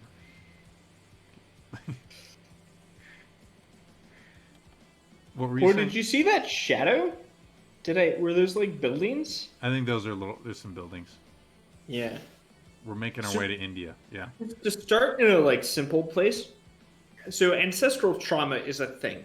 Even according to like cutting edge quote unquote mainstream science. Mm-hmm. It's a thing now that people believe in. There was this really big study because of the Belgian famine during World War II. Yes. Where basically a bunch of people who were born and conceived after the famine in World War II ended up way shorter than everyone else, but they had the same nutritional access. Mm-hmm. And then the hypothesis goes it's like because of the epigenetics, right? The mother's sort of access to nutrition is constrained. Their beliefs about the availability of nutrition are constrained. Mm-hmm. And so as a result, their kids are smaller, right. even though the whole time the kids are actually alive, there's the same amount of energy. And then there's a question of like, okay, so there's some kind of information about the ancestral past contained in like the epigenetics, the DNA of our ancestors. Right. Then the question is just like how much? Like really like how much? And then how would you know? It's a good question. I don't know. But so that's the ancestral memory thing. So with these Belgian people, what you're saying is that the next generation is less able to get tall despite having plenty of food? Yes. Right. By the way, there's a weird building on the horizon. I just wanted to see what it is. Is it Atlantis? It could be. I think this might be another glitch. That's awfully tall. Is it a lighthouse? Maybe? I think it might be a glitch. It looks like a really tall building. No, it could just be a really tall building. That's a skyscraper. Well, wait. No, I mean, it's not a glitch. That's a real building. It's fascinating. It looks like a real building. It's much taller than everything else. It's like a lot taller. It does seem a little bit too tall. Okay, wait, hold on. We got flying problems. We're so close to the mainland. It's very interesting to be on this little string of islands stretching out on this weird, pokey. India's gigantic, by the way. I had this idea in my head that we'd be just trotting along, but it would take hours, I think. Yeah. To actually go along. No way this building. Yeah, Clint is probably right. Then again, Clint thinks that whatever the Russians. No, I'm just kidding. Yes. I don't know what this part of India is called because we're out of Sri Lanka now. So I'm like, what would I even look up to find out if there is a, building? Was that island Sri Lanka? Yeah. Is that what that is? I mean, you can look on the little mini map. We're at the tip of India on that little stringy thing, going east. Yeah, I guess I'll just zoom in with Google Maps. Yeah, Russians confirm it is a glitch. This kind of reminds me of the Bay Area. South Bay, they've got some kind of. Yeah, this island is called Rameshwaram, something like that. Imagine how cool it would be if you were on that bridge and some plane came this low. You'd shit yourself.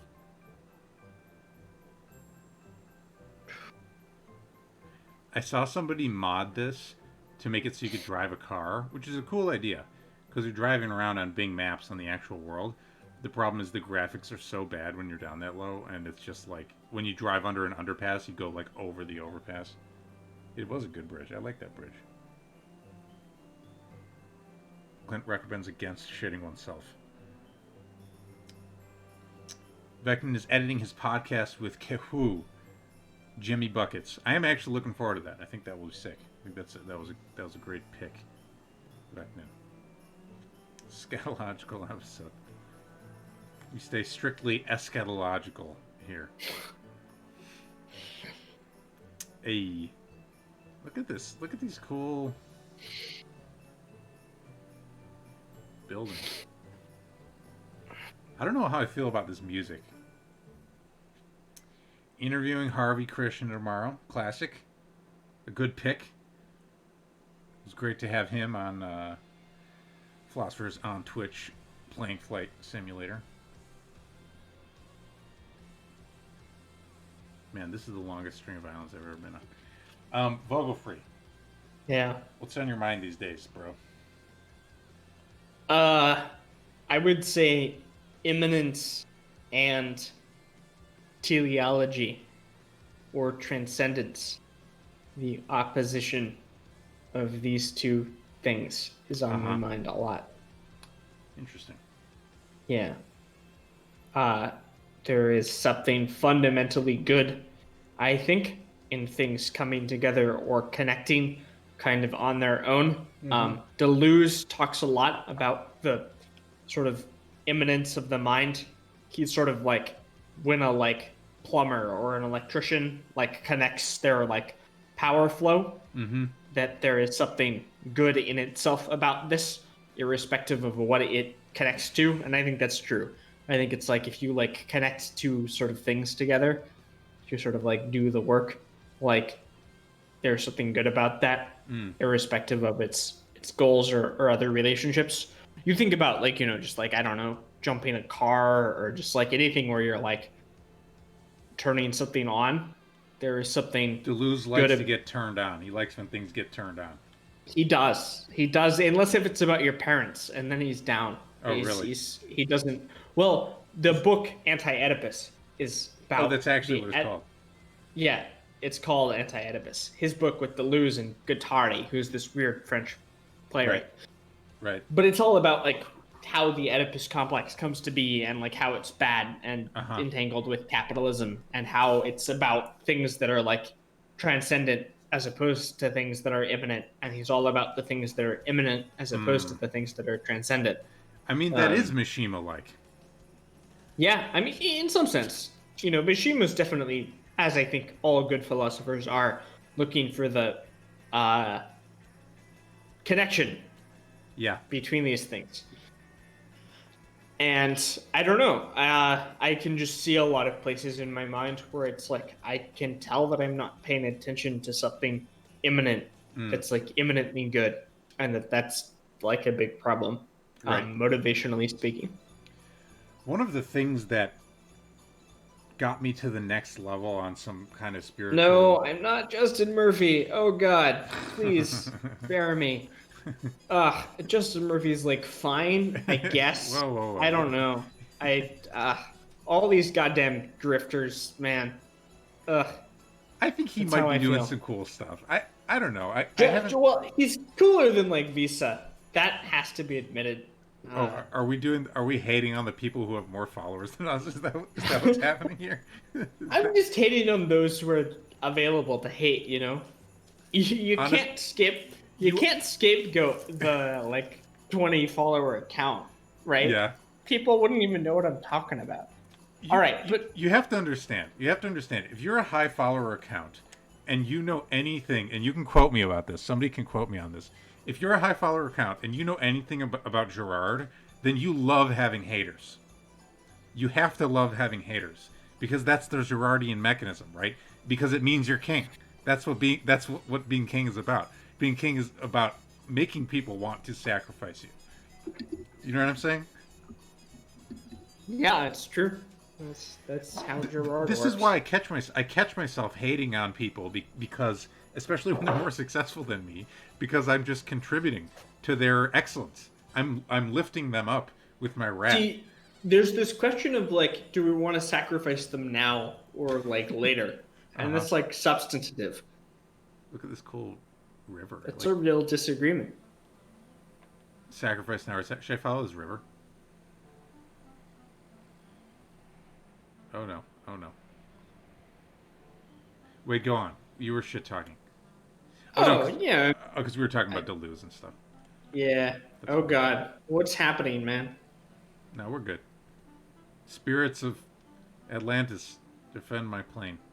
Remember that I'm still on a like 5 second delay or whatever. Oh, So even with the stream. yeah, Yeah. Well, it looks like they. It looks like this river got. It shrinks pretty fast, and they're like using it for agriculture and stuff. See that you can achieve your destiny as a scape. Ha ha ha. I need to hate on you more, Cursey, so you can achieve your destiny as a scapegoat. Thank you, Clint. Vecna, I know what you're saying, but stop making this about status and make it about pitchforks. Well said. That's a pitchforky thing to say. I think there's a role for it. I think there's a role for it. yeah. So in terms of pitchforks, all I'll say is that I think a lot of people, not naming any names, but they Yes. don't really know their shit. I kind of know my shit. I only Yes. kind of know my shit. There are some people out there. There's like people like Resonant Pyre who like they really know their shit. Mm, But it's tragic.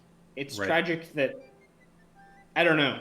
There's conglomeration along, you might say, the lowest common denominator, Right. because yeah, all of the normal reasons, blah blah blah. People Right. can't recognize excellence, etc., etc. I agree with that. That's true. I mean, I don't want to act like I'm immune or anything like that. I totally agree with that. All right, hold on. We've got another auto mod on a Clint comment. Let's allow it. Elisa Gabbard Amazing. is the biggest account. I don't know who Elisa Gabbard is. Biggest account of regular. Clint resents everyone with more followers than him on Twitter. Yeah, that is most of us, isn't it? Ooh, It's funny. The author. savage. Yeah. The thing is, let me give an example. Let's talk about Eigenrobot. I love Eigen. I Right. mean, I'm like standing him in the elections. In Let's the elections. check on the elections real quick. Right. See how the elections are going. Yeah, how is that going? I hope that for a moment Browser was in the lead, and I was upset about that. I was like, is this even my in group? His name is definitely not Browser. No, dude, browser.sys. It starts with browser. No, it's Bowser.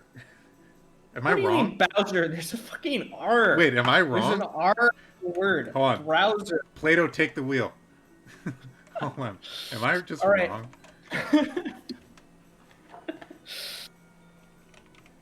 I would believe it's both, but It's there's a goddamn R there. The name is Bowser. The plane is fucking up right now. The Bowser. name. Oh god. The name. Ladies both. and gentlemen, we are upside down. We're back. No. It's both. It's both. The chat has confirmed it is both. The handle and the name are different. Gotcha. All right, that makes sense. Who's winning? Bowser. Yes. Playtime. But yeah, Eigen pulled ahead. Eigen made up a 6-point deficit or something like that. It was crazy. Those goddamn mail-in ballots. Right. Oh my god. Tweet that, dude. Mail-in ballots saved Eigen Robot. Tweet that right now. All right. Someone should. Fucking do it. Someone should. I'm doing it. I'm doing it right now. Yeah. But let me say. But this is what I was going to say. Eigen Robot. Do I agree with everything he does? No. Do I like a lot of his takes? Yes, I do like a lot of his takes. I like a lot of what he does. Do I agree with everything he does? No. Do I agree with all his opinions? No. Occasionally, so he was giving financial advice the other day. I thought his financial advice was bad. All right, that's fine. The thing that I appreciate is that he sets up a social context, and it is merely grace that allows it to be that he does it in a less annoying way rather than a more annoying way. That's how I feel about it. Like, what? Yeah, I agree. It's right. It's like he's got the 15K followers or whatever, and obviously this doesn't, it's just some fucking followers on Twitter. It's doesn't make him God, but it does give him a little, some sway in that area. And the way I feel about it is, I'm just mostly just grateful that he's kind of spieling in a way that enough people have, linked onto. You know what I mean? To make a conversation happen. I do think it is notable and interesting that it is people who've all had brunch together that were the final four or whatever in that vote. Yeah. I mean, for me, how interested are you in making community happen? Are you in expanding the real circle of what's going on? Yeah, it's I visited Seattle not all that long ago, and got to meet Eigen and Celine Takia, right? And it's they're just down to do that, and Eigen makes these patches, and it's all of these little things that add up into you being kind of the center of a wholesome community, because you're interested in expanding it. Right. Yeah. Are they different in person? About what I expected. What you expect? I don't know if what I expect is what other people would expect. But... Right. I mean, I told Vecnan that before I heard his voice, I thought he was 19 or something like that. I heard his voice. He's got this man voice. So then I was like, oh. There are a few other cases of that. I'm trying to remember. I don't know. Twitter. I wonder is everybody in chat? All right, so Clint says, anyone who stops by LA is welcome to visit me in person on the condition that we engage in mutual combat. Vogelfrei will actually take you up on that. It's true. It's fucking true. I'm gonna visit LA at some point because I have another close friend who's there. So you might have to live up to that. In fact, I'm gonna screenshot this right now so you can't back out or any bullshit like that.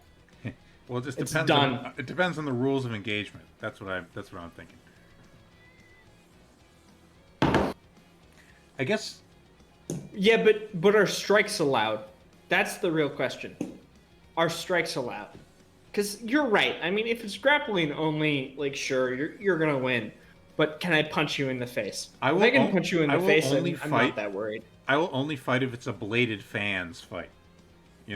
I'll fight with bladed fans. That's the only katana. Jersey, I didn't know you identified as a woman, but I'm accepting as whatever gender you want to be. Listen, weapons of martial combat are not gendered. Yeah, fans are gender though. Like genitals, weapons of martial combat are not gendered. Oh, it depends on how big you are. I don't want to find out that you're giant and I can't take you down. I I'm not a giant. But Kersey can confirm that I am of an average height. height, but he's vigorous. He is vigorous. Is there anywhere else we should go? Any other place we should cruise? I am enjoying this Indian. We could check out the Straits of Gibraltar. That's like an interesting Yeah, location. it's an interesting part And of the world. it's All right, relevant to let's this dive. whole Let's just discussion. dive. Let's just dive.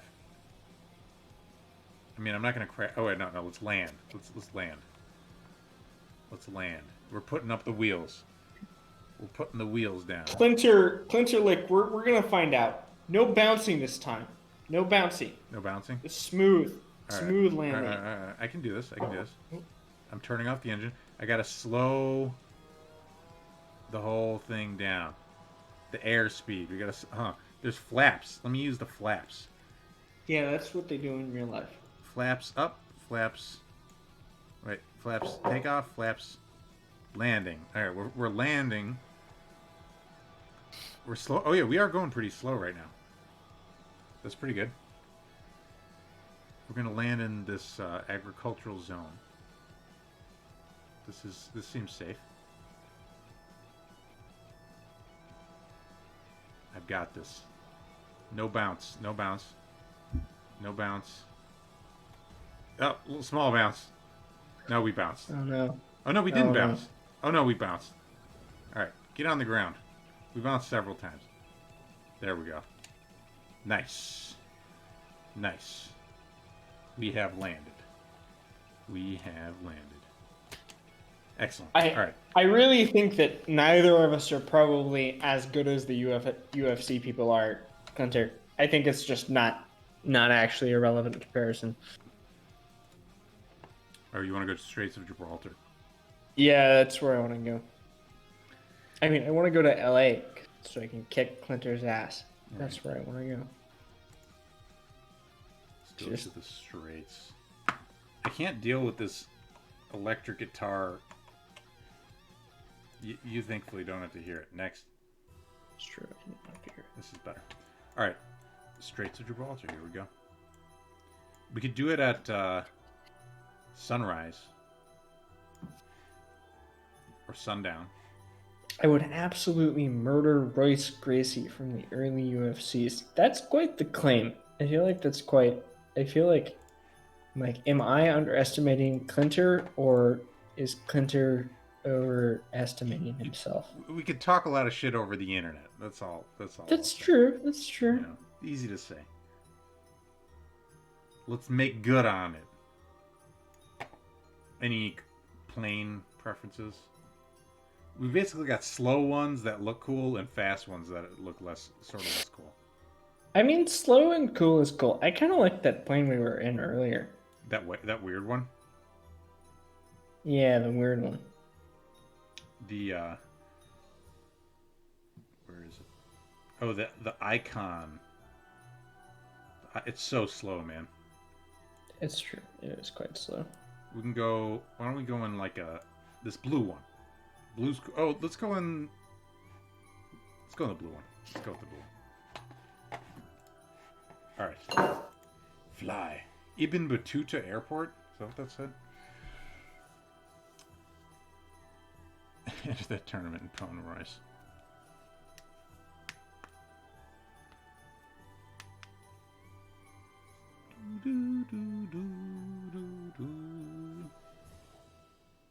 Now, do I pour more whiskey or do I pour some port?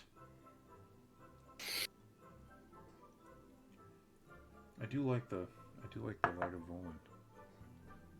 R is an H because he's Brazilian. Hois.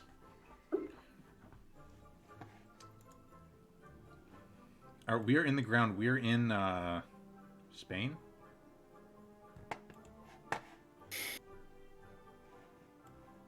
Who owns the Strait of Gibraltar, Jonathan?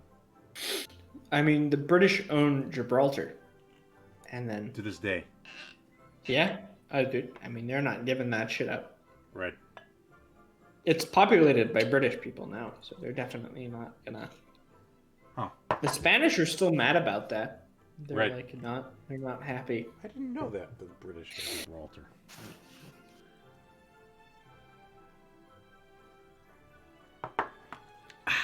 All right, baby. Let's fly. Let's pump it. Let's pump it.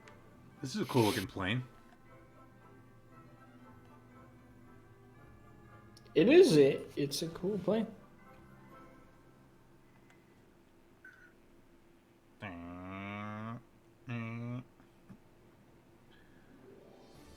By the way, if chat wants to shoot the shit about anything, just say it. Anything you've seen on, any Twitter stuff, I'm down to just chill. I mean, Clinter's not even following me, which I'm like, Am I gonna fight someone who's not following me? Right? Gibraltar apparently has cool monkeys, and I'm not even talking about the British. We are off the ground. Let's put those wheels away. I think I like this plane. It's a very beautiful plane. Beautiful plane.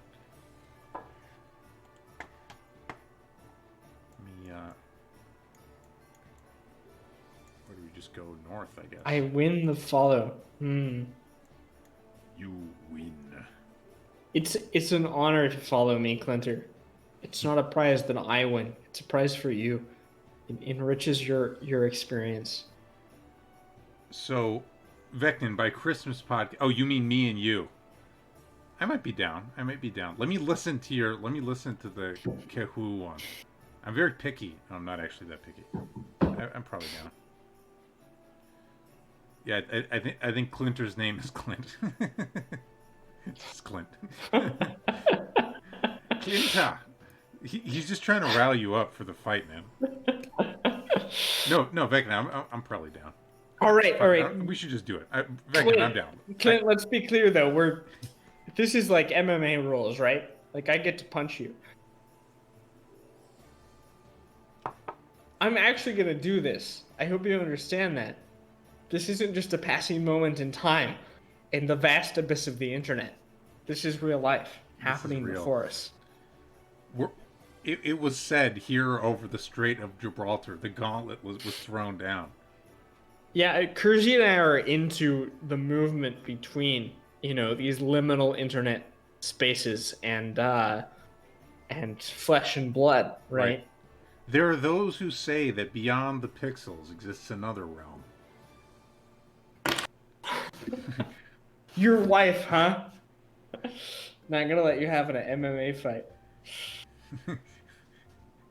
If you ambush him on the street, he promises to not press charges. That's a good way to do it. If you made me. If you made me. Internet turned into a physical fight. It would be interesting if we had a culture of, dueling, but that, happened on the internet. It was like, we're gonna fight about this thing that happened in this thread in real life. Where do you live? 1v1 me, IRL. Right. Bro. Does anyone ever... That's the question. Does anyone ever 1v1 anyone IRL?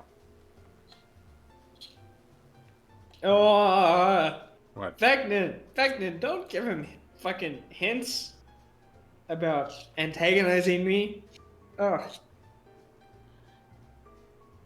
Vecnin knows me too well. His weak spots. Oh my god, Clint followed me. I didn't even have to get punched in the face to do it. It's an invitation. As Samuel L. Jackson would say, it's not a threat, it's a promise. Orthodox Christians, you can shout that with great conviction. Nietzsche's more pro-God than you might think. That's a whole discussion. It's like a whole other flight simulator philosophy podcast. I had a friend in Twitch commenters in the streets MMA fighting. That's right. Now that would get some views. Oh my god. we got a lot of shit talking about Nietzsche and a really impressive Nietzsche spelling from Beckman. You know, Kurzi, Yes. you asked what's up, like philosophically with Yeah, me. I did. And I mean, it's interesting because, like, do you remember that conversation that we had with Nahal where I was Christmas? Right. This was like 2 Christmases ago, I guess. Yeah. Well, this like 2 year period has been a very interesting period for me in terms of coming around to believing in God again. Yeah. It's very significant. Um, Word. yeah, it's a big deal. Yeah. So okay. Oh, whoa, wait! You just told me something crazy.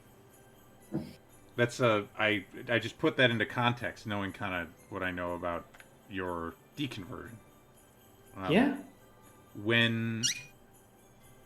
How did that happen? When did that happen? The God thing or the deconversion thing? The God thing. I mean, I mean, if people in chat are kind of curious about any context, Yeah. just ask. So I'll fill in a little context for the people who are here. I was raised very evangelical Christian, the son of a pastor. Whole 6-day creation, evolution isn't real. When I was 15, I had a very intense deconversion experience, very very intense. And then I have come back around to believing in God very strongly over the past, I guess, 2 or 3 years. And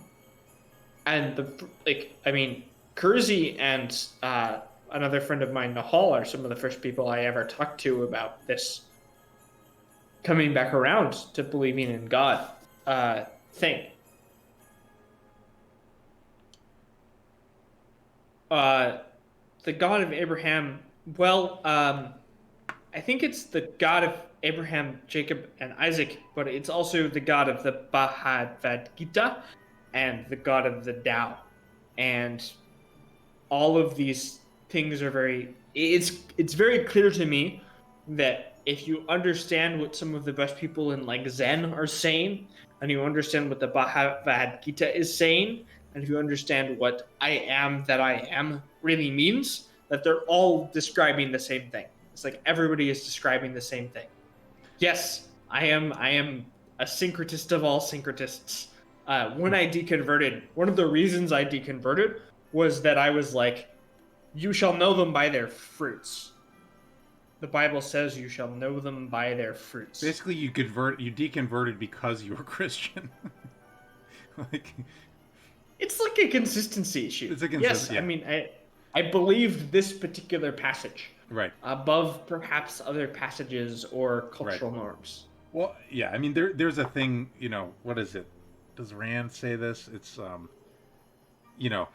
I guess this was the observation I made about Rand, is that Rand says, above all, check your premises, right? And I thought that redounds to Rand's merit to say that, because at least in theory, if you are the most, firm Randian, you would follow the edict to check your premises, and then you would unbecome an objectivist or Randian if it was not true, right? So I like the idea of the sort of ideology that carries the seeds of its own destruction in the case that it's wrong. But yeah, I mean, this is something that Nietzsche talks about quite extensively. Yeah. That Christianity breeds this will towards pure truth that ultimately undermines itself. Oh, interesting. I didn't know that.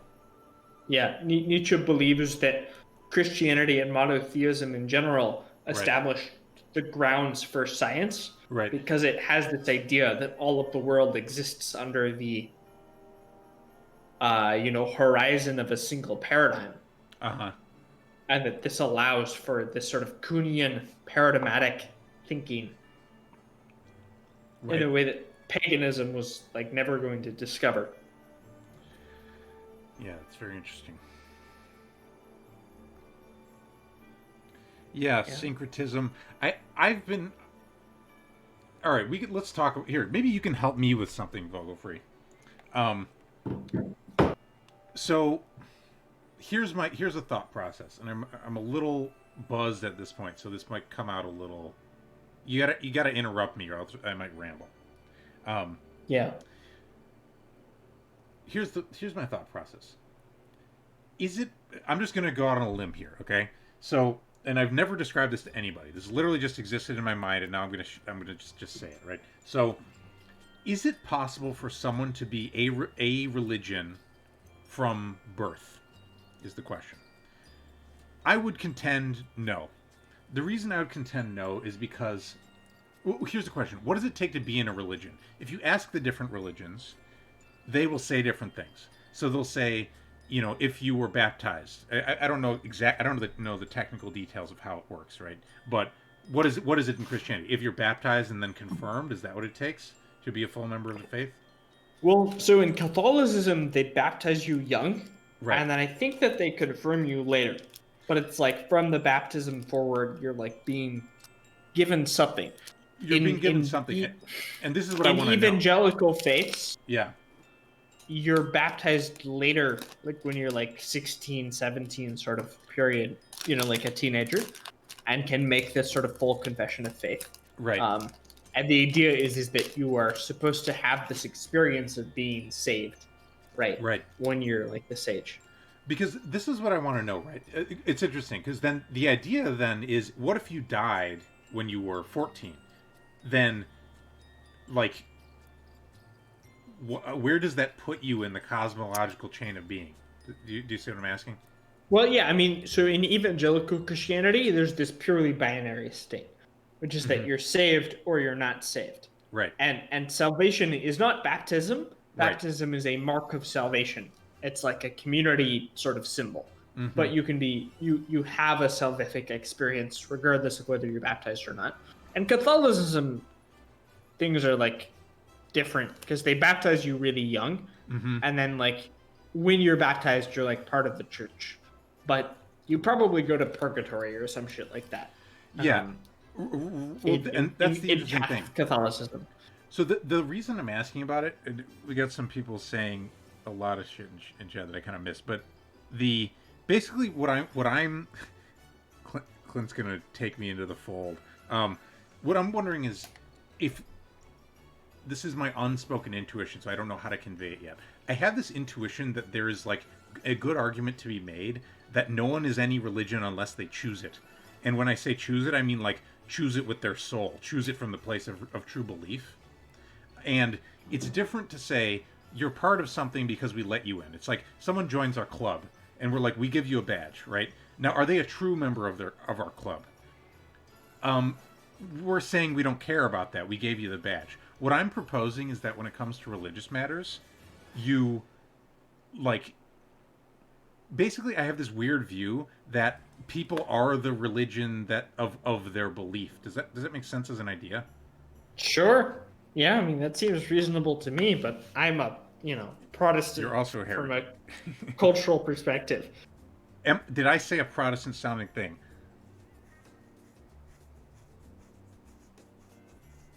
That's what I'm asking you. Or Yeah, sort of. I mean, so I don't know. Like, so here's a question.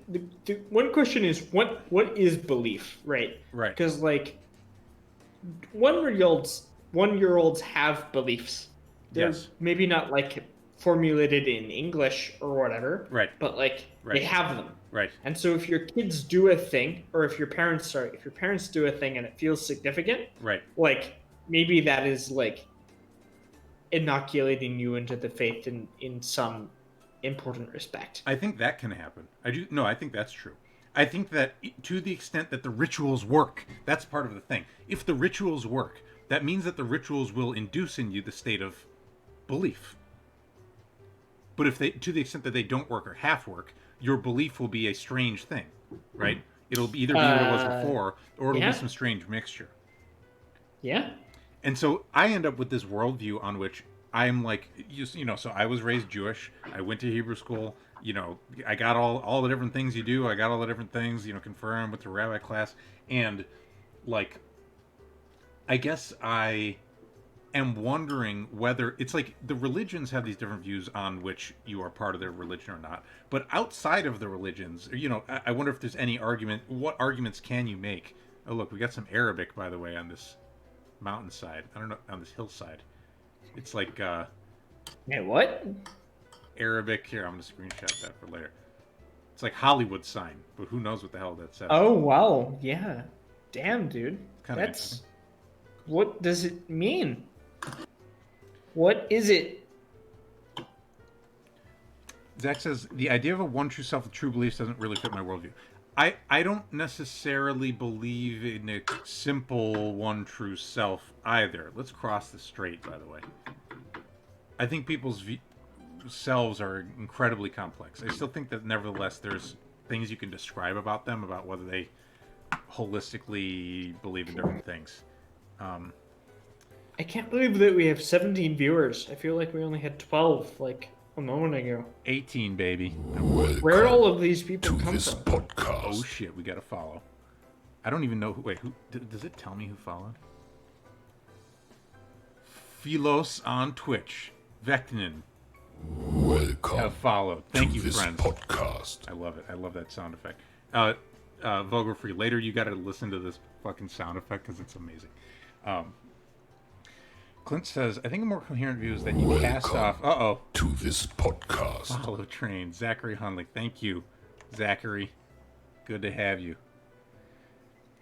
Clint says, I think a more coherent view is that you cast off the religion of your ritual membership. You can leave it. That allows you to maintain respect for individual autonomy without denying the significance of the rituals. Yeah, that's interesting. I want to believe in the significance of rituals. Yeah. But so I've been listening to Being and Time recently by Heidegger, you know? Yeah. And one of the things that he kind of intimates at is that we misunderstand ourselves through the conditions of our initial experience. And of course that misunderstanding can be different degrees of like accurate. But then you have this idea that like your early experiences can be how you come to interpret like being itself, right? Or like especially in his idea, being that is interpreting being, which is Dyson. And so the rituals could establish this like lens, right? So it's like you're like 0 or 1 or whatever, and like you get baptized into the Catholic Church, and that initial baptism establishes. And so for me, from a psychoanalytic perspective, this gives me a lens to, it's like, why are these sort of early memories useful to uncover? And it's because that's when we were forming our interpretations of ourselves, right? That you were interpreting what it meant to exist at all, like just exist, period. Right. In terms of, like, you can have an early interpretive lens that majorly sculpts and structures everything you come to behold afterwards, or something. Yes, it's like literally everything. It's like it comes to structure how you interpret what it means to exist, like, period. Right. Which is crazy. I buy that that's true. I sometimes wonder if, and I don't know how technical this is, or like how interesting this is, but it's like, I sometimes think that that's true, but I wonder if ultimately people converge on a similar set of structures because the point of the structures is to enable adaptation in the world. Like, the question is the space of structures that come out of that the normal adaptations humans do, or is the space like culture? Like, maybe the variables are that get output from that as culture. Does that even make sense? I sort of said that. I mean, it's like, yeah, but like people, I don't know, like people interpret themselves very differently cross-culturally speaking. Like, I do think that sort of some singular idea of self-interpretation or of individual identity is propagating itself across the world. But I think it's like what it means to be a person in like 1600s China versus like today, it's like wildly different. It's like very, very different. Yeah. Didn't you and I watch that movie? By the way, we got some cool ass shit coming up in this game. It looks like we've got big turny things. What are those called? Windmills. Windmills? Wind turbines. That's what those are called. Right. I have to piss again, so I'll be right back. All right, dude. I'll fly around these windmills while you let loose. Dude, this is cool as hell. I love these windmills. They're terrifying. They're like caltrops. Clint says, analogy, if your parents make you play the violin, you are a violinist as a child, even if you were being coerced. As an adult, you can stop playing the violin, but it won't retroactively eliminate your past status as a child violinist. Yeah, I think of it as something like that. Now, if I hit this, do I die? Oh. Whoa. Uh-oh. Uh-oh. Uh-oh. Uh-oh. Alright, we're good. We made it through. By the way, I would love to hear from chat, everybody in chat, what kind of stuff you'd like us to do with this thing. So I'm basically just finding people on Twitter. I'm thinking of having our next up is Rival Voices, by the way, that we're going to have on next week at a slightly different time, earlier in the day, to account for European time zones. But I don't know. If people have like ideas about what we can do, I've thought of playing other games. I've thought about Rival Voices, Big Dog. Yeah, he's a big dog. He's a big puppy. I've been hassling him to try to get on something like this for a bit. I think it'll be good to hear his voice, good to hear his views. I've thought about doing Grand Theft Auto, but using a mod to get rid of all the pedestrians. So basically you just have a giant map to drive around on. So it would be like this, just driving. That was another thought I had. You know, you could just hop in different cars, you know, just cruise, ride a motorcycle. Flight sim drinking game. I mean, right now we're just doing flight sim drinking. But what would the flight sim drinking game be? It would be like every time you see a bridge. I can't believe how many windmills there are. There's a lot. This is cool. So what I love about this is like now we know, everyone here knows, in real life, by the Strait of Gibraltar, there's a fuckload of windmills. Like I didn't know that before. I don't think anybody here knew that before, unless you did. That's kind of cool. I like that about this game. You can learn some shit. It's like that it looks like this over in this part of the world. It's kind of fucking sick. Drink every crash. Thing is, it's pretty easy to not crash unless you're fucking around. Or you actually have crash turned on. Yeah, that's true. If I had crash turned on, no, that's true. Then you gotta restart every time. Clint says, if I come on, I'm only speaking in Russian. Everyone will chat will have to collectively paste my words into Google Translate. Yeah, Philos, this game, we're literally flying around on Bing Maps. Not Google Maps, Bing Maps. Which I think is pretty much the same thing. It's just a little bit worse. But yeah, this is the real world. This is the real world. Or the closest approximation of it that we have, virtually speaking. All right. So Vecton asks, we're stuck in quarantine for 2 months with 1 case of liquor. Which liquor do we have? Do we have to decide together? I don't know. Like, honestly, Yeah. it's for 2 months. I'm just thinking something like high alcohol. I'm thinking like moonshine. It's like to clean your wounds. 70. No, I mean just like to get drunk on, like 70%. Oh, it's separate. We're not together. That's yeah. But we could just do the together. I feel like the together better is the answer. We could do both answers. A case. I mean, I don't know. I like whiskey. I would just get whiskey. What else might I get? I've had a case of like 6 handles. Which whiskey? Well, this is a roll of the dice, but there's a whiskey, because for the sake of this question, we have not been bound in terms of financial expenditure. I mean, first, just to hack the question, I would just get the expensivest fucking whiskey I could find. But the one I'm actually interested in trying sometime is called 𝔽𝕝𝕚𝕚𝕤, which I've not tried, but it's very pricey. It's like kind of stupidly pricey. It's like $200 a handle or something like that. But I've wanted to try 𝔽𝕝𝕚𝕚 for a bit because it's right up my alley. I like Scotch, and this Lagavulin that I'm drinking right here is a Scotch, and I've got Ardbeg up on my shelf over there. Oh, plane is flying up in the sky. You ever have Yamazaki 12 sherry cask? I might have had it. Those aren't Scotch, right? I think the Yamazaki's like, isn't Japanese whiskey its own category? Something like that. Yeah, it's its own thing. I'm down for stuff like that. Yeah, the coffee grain whiskey. Those are cool. That one's cool. You know, I think I was at, I might have tried that at, I might have been at, what's his face? Connor White Sullivan's house. Years ago. I might have had that Yamazaki. From his special shelf. Before the days of Rome. But... Yeah, I remember him having that shit. Yeah. Yeah, we were into a few things. We knew about Rome before it was cool.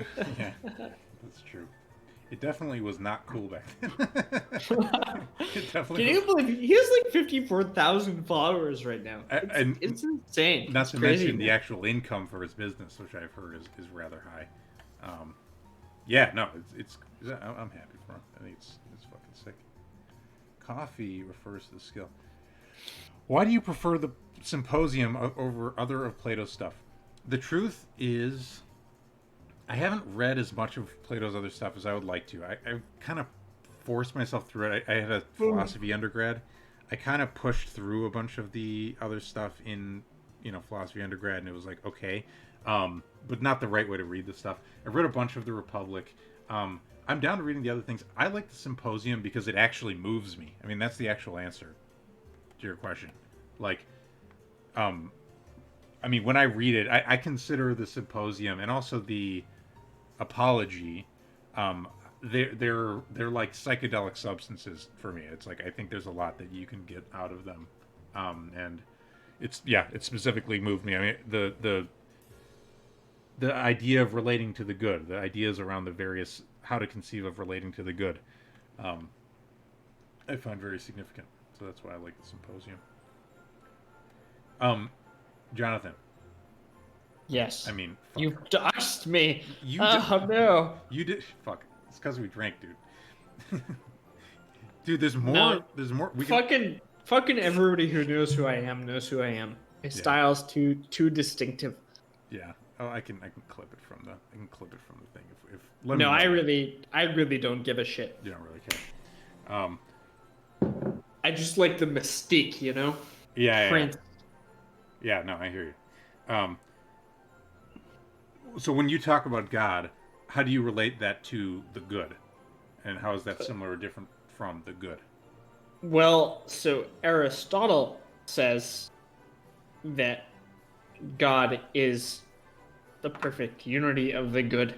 Uh-huh. That which attracts all things in the universe to itself. Uh-huh. As an attractive woman attracts men, which is actually what Aristotle says. Wait, say this again?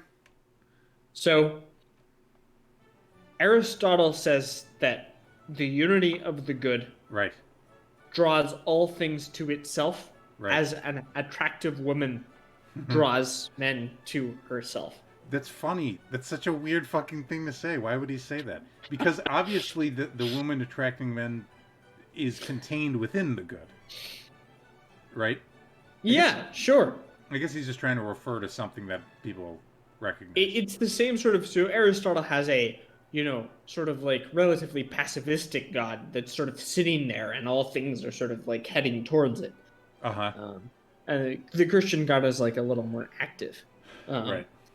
But yeah, I mean, Vectin says women are good, and that's true. Like some more than others.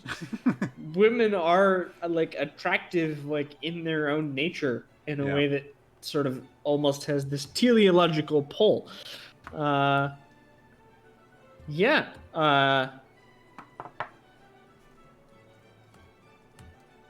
that's men have been using women to relate to God for a long fucking time. It's like the muses, right? Yeah. I've been thinking about the fates. The fates are intense. I mean, the whole thing with like Athena and the fates, where the fates are like gonna like take vengeance on like all the like people who have like done shit, and then Athena's establishing a standard of justice as opposed to like raw vengeance. That's intense. Wait, what's the idea? Oh, so in some, it might be in the symposium, but I don't fucking know. I don't think So Athena's mentioned. Athena is all about law and order, and at Right. some point, in response to all of the shit that goes down with Clytemnestra or whatever her name is, Right. Clytemnestra or something. Yeah. the fates are like all out for vengeance, and Athena intervenes in order to establish the first like trial by jury. She like intervenes against the spirits of like against the furies, against the spirits of like raw vengeance, right? Right. In order to establish law and order. And it's Athena's a weird like goddess, because she explicitly says she's like pro men, like she's like especially pro men. But by which you mean mankind? No. Oh, I you mean she's like yeah, she's like okay. she prefers men as a gender to women, despite being a female goddess. Yeah, it's interesting. She like says that like quite explicitly. That fits so in weird. the Greek worldview, though. You know. Yeah, but she's like a female goddess who's like supposedly like the most powerful. Who's it? Not Sylvia Plath. There's a feminist, considered early feminist writer. God damn it, I don't remember her name. Anyway, there's a spiel that it'll come to me later. There's a spiel that I read about like there's something like taking the female form and finding a way to relate to it within a male framework that changes what it is. You know. There's something to be said for that. Yeah, but, that makes sense. You know, I mean, you know, if you have a completely male-dominated society, that's sort of like something you can do. Vecna wants to talk about Hinduism, but I like this Greek stuff, so we can Mahabharata in this bitch. I just don't know that much about Hinduism, to be honest. I've read a couple things. Clint has used the word 𝕙𝕚𝕚𝕚𝕚, and I don't know what that means. 𝕙𝕚𝕚𝕚𝕚. Look at this thing. What is this? Warehouses? I feel like it's meant after, you know, Calliope. What? Fuck. There's Calliope. There's Calypso. Calliope. Yeah. Yeah. Left turn. You know, Clinter made this argument. I'm sorry, Clint. I just keep reading your name as two parts, which is Clinterlick. Clinterlick. Yeah.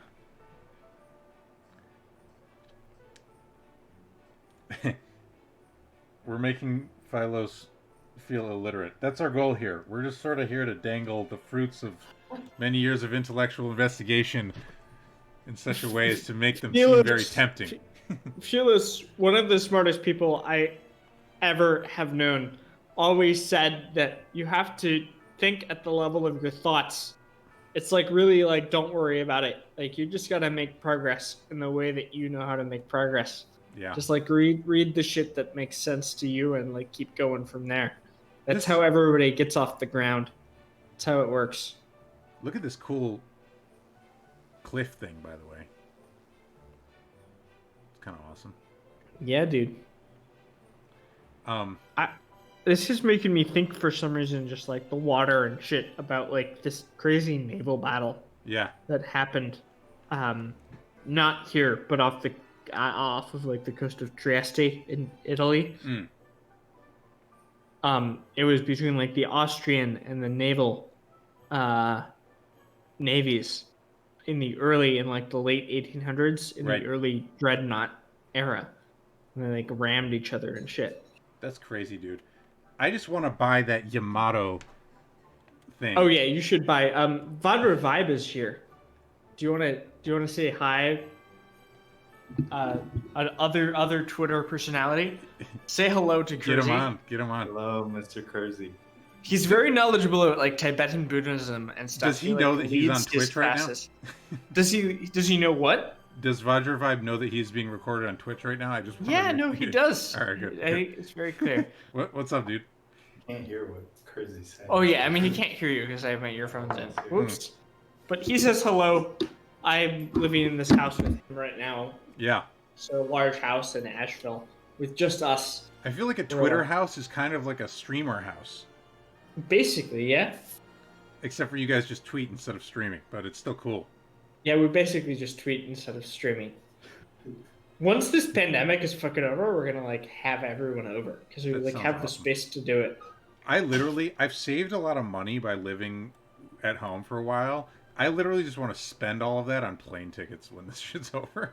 Like, yeah, or you're gonna come straight to Asheville with the rest of the homies. I'm down to go to. Fuck it, that all sounds cool. We've got beer and space and bears. Oh, dude, I had a crazy bear spiritual experience here. Oh, really? So I walked here, right? Right. I like walked here, and one of the things that was on my mind was the spirit of the bear. The spirit of the bear was on my mind because the Christians like destroyed the bear cult in Europe. Like they were super anti that, especially. Right. And there's always been something that called to me spiritually about the bears, and so I'm like there. I like arrive here and I'm like, visiting Vajra, and I'm talking about this bear spirituality shit. And he's just sort of like casually like, maybe we'll see some bears tomorrow. Like they come through every now and again, just through the streets. Mm-hmm. And then the next day we're fucking sitting there and the bears come up onto our porch. Like right onto the porch. Really? Bear cubs, yeah. Oh, that's terrifying. You don't want bear cubs. Black bear cubs come right up onto our porch. And they're playing with this like pumpkin that he has from Halloween. And we're like looking at the bear cubs. And one of the bear cubs like sees me kind of through the window after I've been watching him for like 10 minutes or whatever. And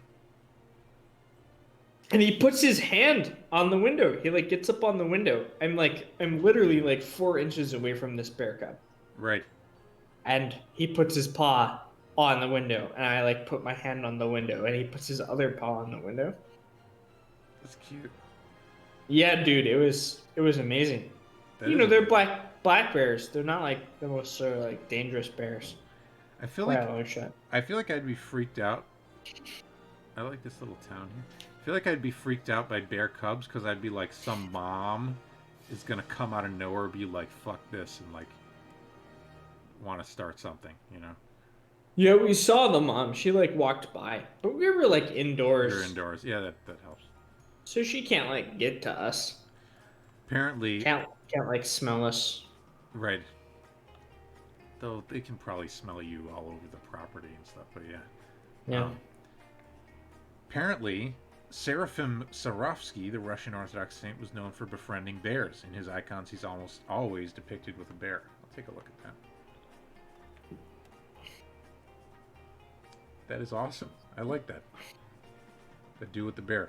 Jonathan, you get one of those. It's $18. I mean, shit. Vogelfrei. Double ducks. Fuck. It's almost a triple ducks. Something. It's pretty legit. I like it. We have all of this spare room at the house. So it's like a 5-bedroom house, and there's 2 people. Yeah. And so we're like, what do we use the rooms for? And I've been thinking about building just like a prayer room, right? Get like pictures and the cross on a wall and like whatever else. Yeah. In terms of religious belief, are you thinking of yourself as being part of or like notably related to any particular tradition, or are you well, out in the wilds?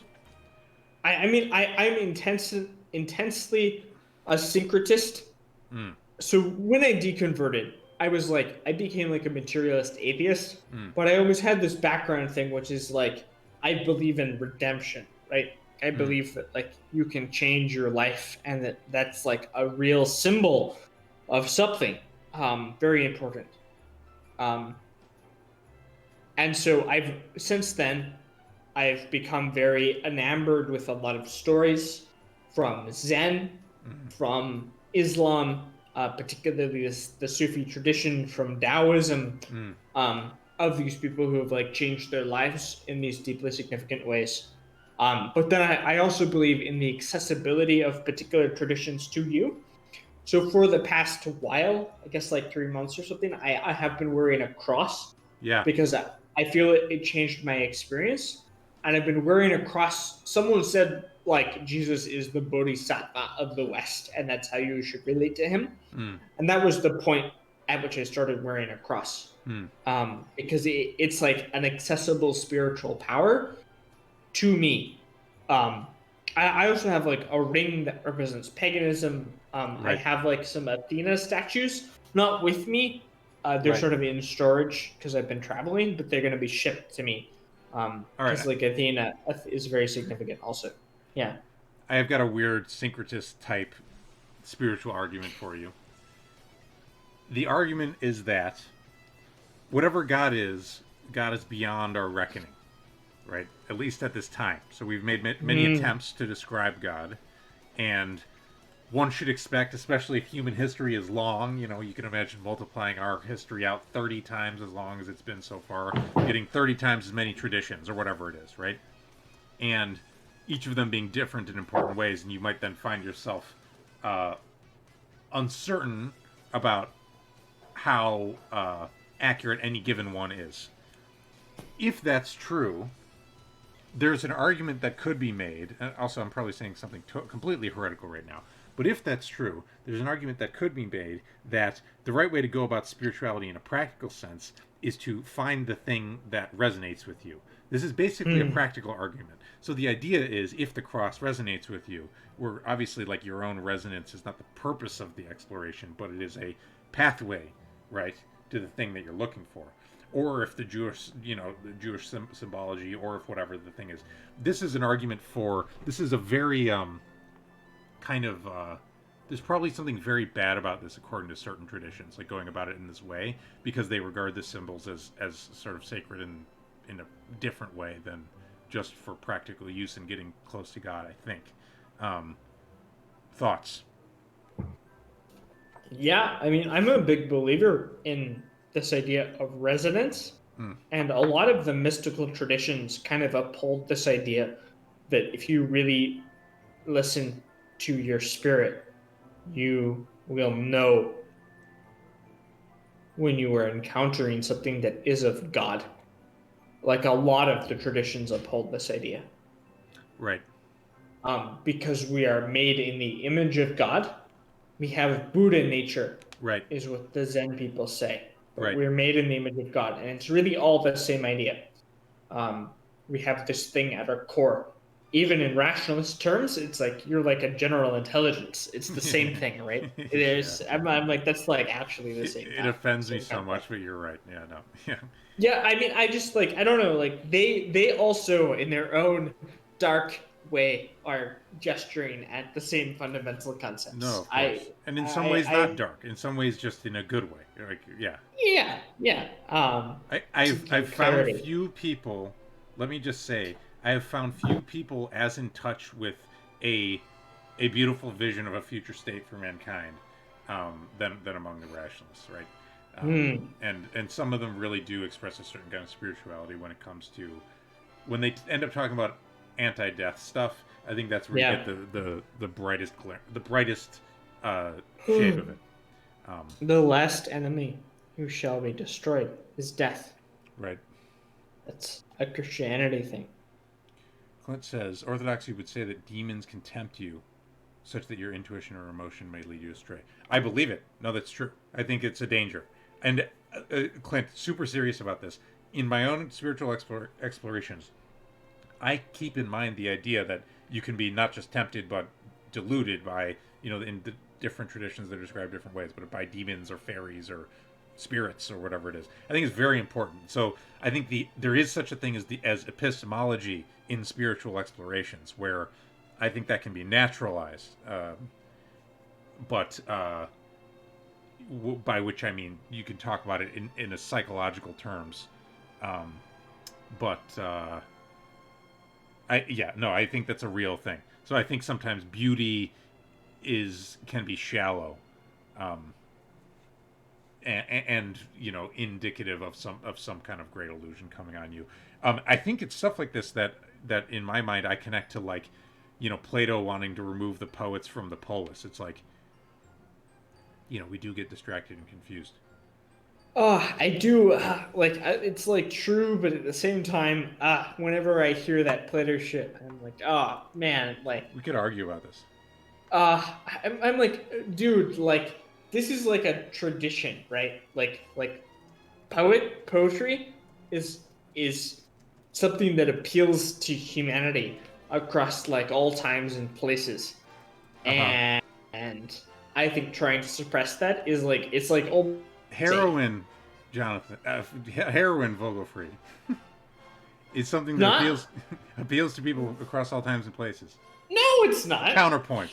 Heroin's like new. Okay, fine. But like opium and stuff, surely Also new. surely there's some kind of drug, sugar, right? What do you think about Yeah, sugar? I mean, it's like kind of dangerous, but it's not. It's clearly of a different entity to poetry. What? How can you tell? This is a real question. This is a real question. Super real question.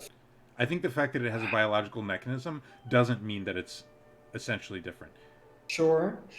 Also, if anybody doesn't know what the fuck we're talking about, because we've had a bunch of conversations, and so I don't know how much like context does need to be added to make this a followable line of reasoning or whatever. Basically, where I'm coming from with this is, so Plato says we should banish the poets from the polis, right, from the city-state. And I don't necessarily know what he means by it, but the thing that I think of with it is, do people get led astray by not just charlatans who are like being intentionally deceptive, but also like people who make things beautiful in a fanciful way, like actors and poets, right, or musicians or whatever. Do these people like cast little spells that make people crazy? When I think about the modern world, I think about like one that comes to mind for me is forever young, right? This is a phrase you'll hear in a lot of songs in the modern era. Forever young. Forever young is the stupidest idea I've ever heard in my fucking life. It's just this, it just goes. Yeah. It doesn't even really explain. It's just the stupidest thing I've ever heard. Literally, you can just look around you. You're not forever young. There's no such thing as forever young. You're gonna be old as fuck before you think. Okay. Now we just have these people being like forever young, and like that's moronic. But the question is, does saying this over and over, when people think the songs and they put the melodies in their mind and they think of the lyrics and they find it beautiful and they dance and they like go drink at parties and they like this vibe of forever young, does it get them believing that? And I think, if you look at our society, we do live in a society where, like, yeah, you know what, it kind of looks like people think they're going to live forever, and then suddenly they're 30 and they fucking crack or whatever it is. But anyway, vocal. Yeah, but so this is the thing. So there's a difference between, I don't know, like believing the thing that is deluded about that idea and believing the thing that is real. So one of the things that I believe is that our society has no real place for old people in it, right. And nonetheless, old people have a lot of power. And this is a classic sort of like weird position we're in. And there's also a difference for me between what is like right versus like what you as a society have the legitimacy to oppress or suppress. Okay, go on. So maybe poetry is misleading people in some respect. Okay, yep. But how do you know that you can tell like what the good poetry is versus the bad? Okay, but this is like a local information problem. Yes, no, exactly. So it's like, you're like, well, we're going, like, the poets are misleading people, but are they misleading people in all cases? Are they misleading people in a wide enough swath that you can actually get rid of them? And I mean, actually, not only in a moral sense, but in a practical sense. Uh-huh. So I have read Whitman Beckman. I mean, to be clear, I love poetry. I like... I may believe that I may be tempted towards the ban the poets thing because I am so affected by this stuff, right? By poetry and fiction and etc. I mean, I don't know. Sometimes I'm like, poetry, fiction should be a scheduled substance. That's a meme. That's not actually what I believe. I don't believe it because I don't think our society would regulate it competently. I wonder if such things could be regulated, by the way, Vogelfrei, in a, city state with 10,000 people. But I'm like, your city-state won't survive without contact with the outside world. Like, this, like, North Korean idea of, like, sort of, like, Right. artistic, like, separated excellence is just, like, fake. It's not real. It's, like, never existed. And then if you don't keep up artistically with your opponents, their memes are going to own you, just, like, evolutionarily. Yeah, this is there's something very, like, Western Cold War about the view you just described. It's like we'll win in the East by spreading through the airwaves, kind of thing. I'm not saying it's wrong. Yeah, I mean, I think it's representative of something real. So for me, you can't dismiss the great traditions. Yeah. And the great traditions, it's like soldiery or like warriors and poetry and statesmanship. Mm-hmm. And maybe like architecture and religion, right, and probably some other shit. It's like you can't just set these things aside. Like, you are contending with a deep historical force of the feelings of the human race. And if you're going to say you're going to ban it, like, you need to specify a goddamn mechanism, or your head's just in the clouds. And I feel that way about Plato. Like, I really do. You sound Scottish when you're a little bit drunk. I'm like, what the fuck are you talking about, man? You're gonna ban the poets? Right. Like, really? Like, so I had this tweet a little while ago that I was proud of. And my tweet was, we'll just raise our children with conservative values is the conservative equivalent of we'll just have another revolution. And you see these goddamn liberals, and they're like, we're going to have a revolution, and then everything will be perfect. Right. You're like, you know that we've been trying that for the past 200 years, right? It's been done. And then I meet conservatives, like, in real life. I meet conservatives, and they're like, we'll raise our children with the pure values outside of this corrupt liberal society. I'm like, God damn it. It's been done. It's been tried. No, it's been tried. I'm one of the fucking attempts, and it doesn't fucking work because there's all of these truths that aren't compatible, and all of these visions that aren't compatible, and all of this also poetry that is like moving to the human soul that the conservative thing usually cannot address because it's focused on external forms. Right. That's just true. And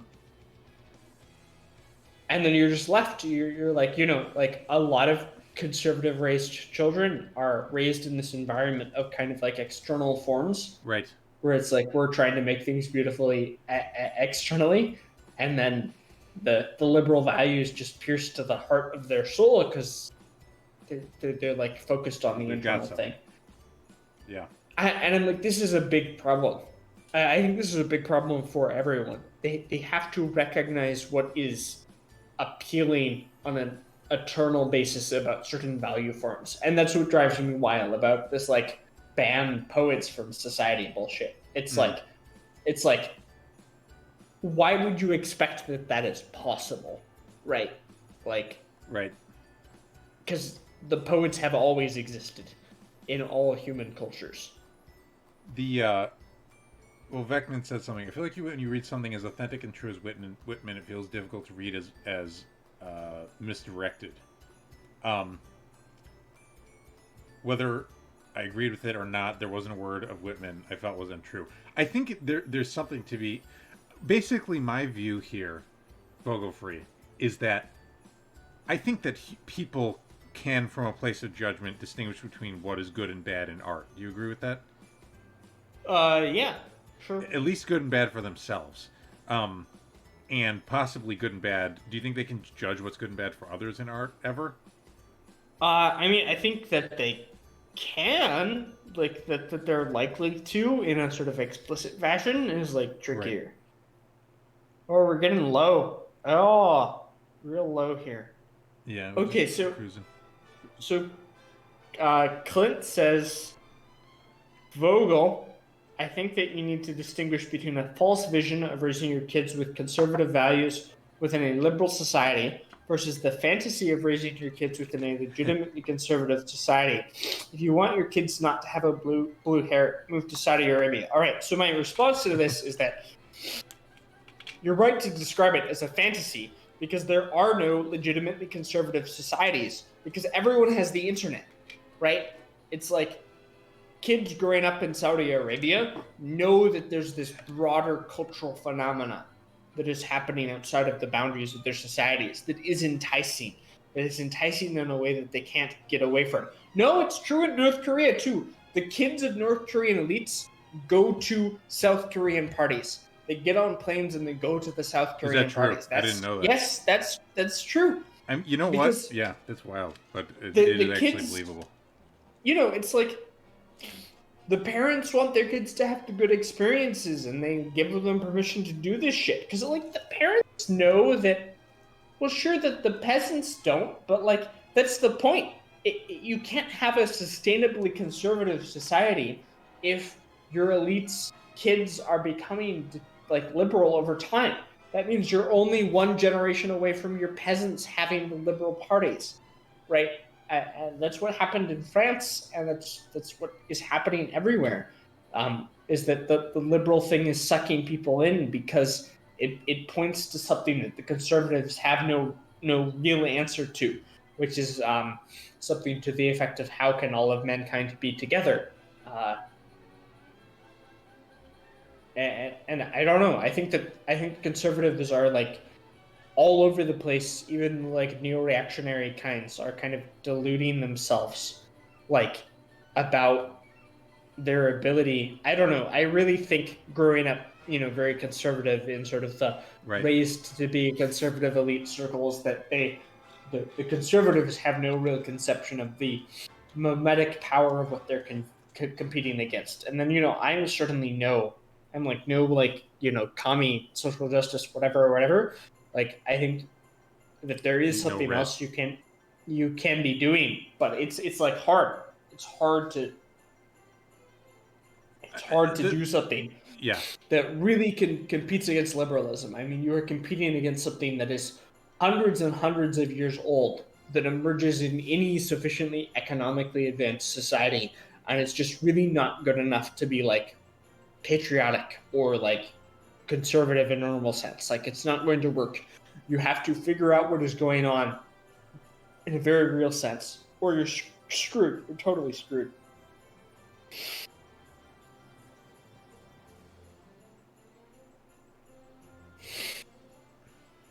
See, Clint, I think that even the non-normie conservatives are like not equipped to sort of handle. I mean, this is one of the reasons I tweeted that tweet, is that like people have this idea that they'll separate their kids from like the normal set of liberal. Zachary says that the Islamic Revolution totally won over liberalism for several decades, but only for some period of time, right? It's like, according to all of the statistics, these countries are becoming more and more liberal, higher and higher degrees of atheism, higher. It's like you can have a conservative backlash, but only for some period of time. The cathedral, as Mulbug would say. Clint says ISIS has a coherent take on the mimetic power of liberalism, but ISIS is stalled. ISIS is not winning. ISIS is done winning converts. ISIS is getting squeezed out. Yeah, ISIS is getting squeezed out by all of these other, much more liberal ideologies. Side note, I wanted to point out that we're flying over some cool orange shit. I don't know if anyone has a clue what this could possibly be, but I find it fascinating. It's very striking visually. Dude, that's some bright-ass orange shit. We're still in Gibraltar region, so I don't know if anyone has a guess about what this all is. But there's also a cool bridge. So, over there. Just didn't want to throw it there. Yeah, I think Saffron suspecting. I think Vogelfrei will tend to acknowledge certain local slowdowns or something like that of liberalism, but then note how then they are reversed or overridden. Is that right? Yeah, I mean, so one example is that, uh, you know, people could be lying about this sort of thing, but like according to the Americans, Osama bin Laden had like a fuck ton of pornography on Right. like his servers. Right. And that's fascinating. That's fascinating because Osama bin Laden was really rich and he gave up all of his wealth to uh go like fight like the Soviets in like the 80s. So it's like Osama bin Laden was a uh fanatic and Osama bin Laden still sort of fell into these traps of essentially like liberal belief. And so don't misunderstand me. I don't think liberalism is an inevitable end. What I believe, however, is that conservatives are failing to take it seriously enough, and as a result, they are unable to capture the sort of like depth of the problem. They're unable to capture the production between people's internal psychologies and their sort of external form. It's like I think we are due for a religious revival. And in the absence of that religious revival, we're kind of all floundering around. And what I see is a lot of that floundering. So it's like floundering until we get the next prophet, more or less. Hmm.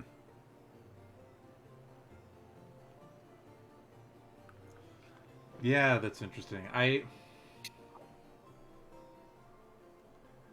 Yeah, what do you do when, I mean, yeah, until the next prophet. You could also think that the prophets are a form that sort of appears and then sort of.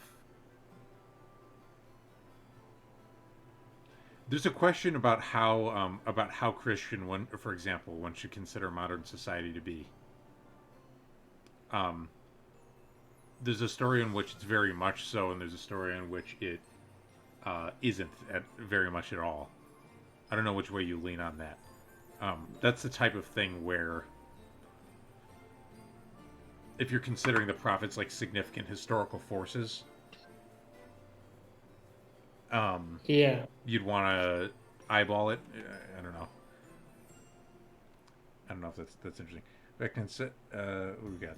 Clint, that's fair critique. I think you would express more coherently. You said the measures to combat liberalism are on the order of ISIS. Non-jihadi conservatism will never do that. Lol. I don't know if we're gonna go for that one. I mean, that is sort of what I believe, and I'm like a little too drunk to express it in its full adequacy. But like, I believe that the world is in an extremely tricky,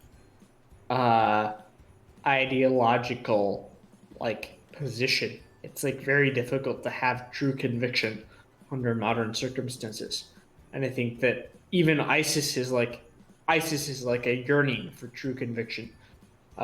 Speaking of But conviction, I'm doing a barrel only roll. yearning. And if we Nice. if someone manages to actually create a sustainable state of true conviction under liberal sort of economic and information circumstances, then I think they'll be very powerful. I think people are hungry for conviction. I think people are hungry for fanaticism. I think people are. I mean, my Twitter bio says like searching for the deepest possible conviction, and that's true. I want it. I'm like, where are the true fanatics? Like, I want to like do the Crusades. I want to like do the Deus Vult thing, and that's what the millennials are. You know, they quote the Deus Vult meme because they want it. They want the fucking Crusades. They really do. There's a line in the Hagakure. Did you ever read that, John? Fucking Vogelfrei? I think so, yes. You did. I think so. To die without achieving your aim is a dog's death and fanaticism, but there's nothing dishonorable in that. Yeah. Is the line. Oh my god, we're doing like a whole... Oh, what was that? We did like a loop. It's a barrel roll. Do a barrel roll. The rolls go weirder than you think they're going to. It's because of physics. See, this is the thing, Clint. I think it's like This is kind of beautiful, though. This is beautiful. people cling to fanaticism and to barbarism because they have no other alternatives, and that itself is like a demonstration of a particular lack of belief. Like the fact that they're not able to be realistic about their expansionistic aims is because that they are deluded. Well, and in part because they're depressed.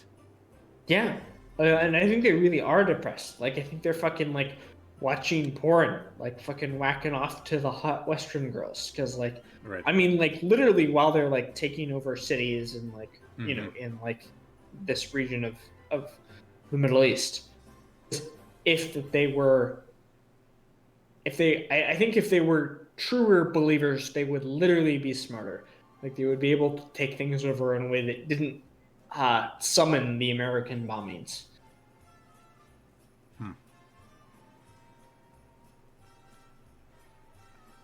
By the way, we are at 3 hours, so we can kind of. Long ass time. Yeah, we've been flying around for a while. I can't believe that we have 8 viewers. Oh, we just broke through the clouds. We just broke through the clouds. It was beautiful. Check it out. Eight people have been like here consistently. Like, yeah, man. Ooh, yeah. There's the cloud breakthrough. Very nice. Cloud breakthrough was nice.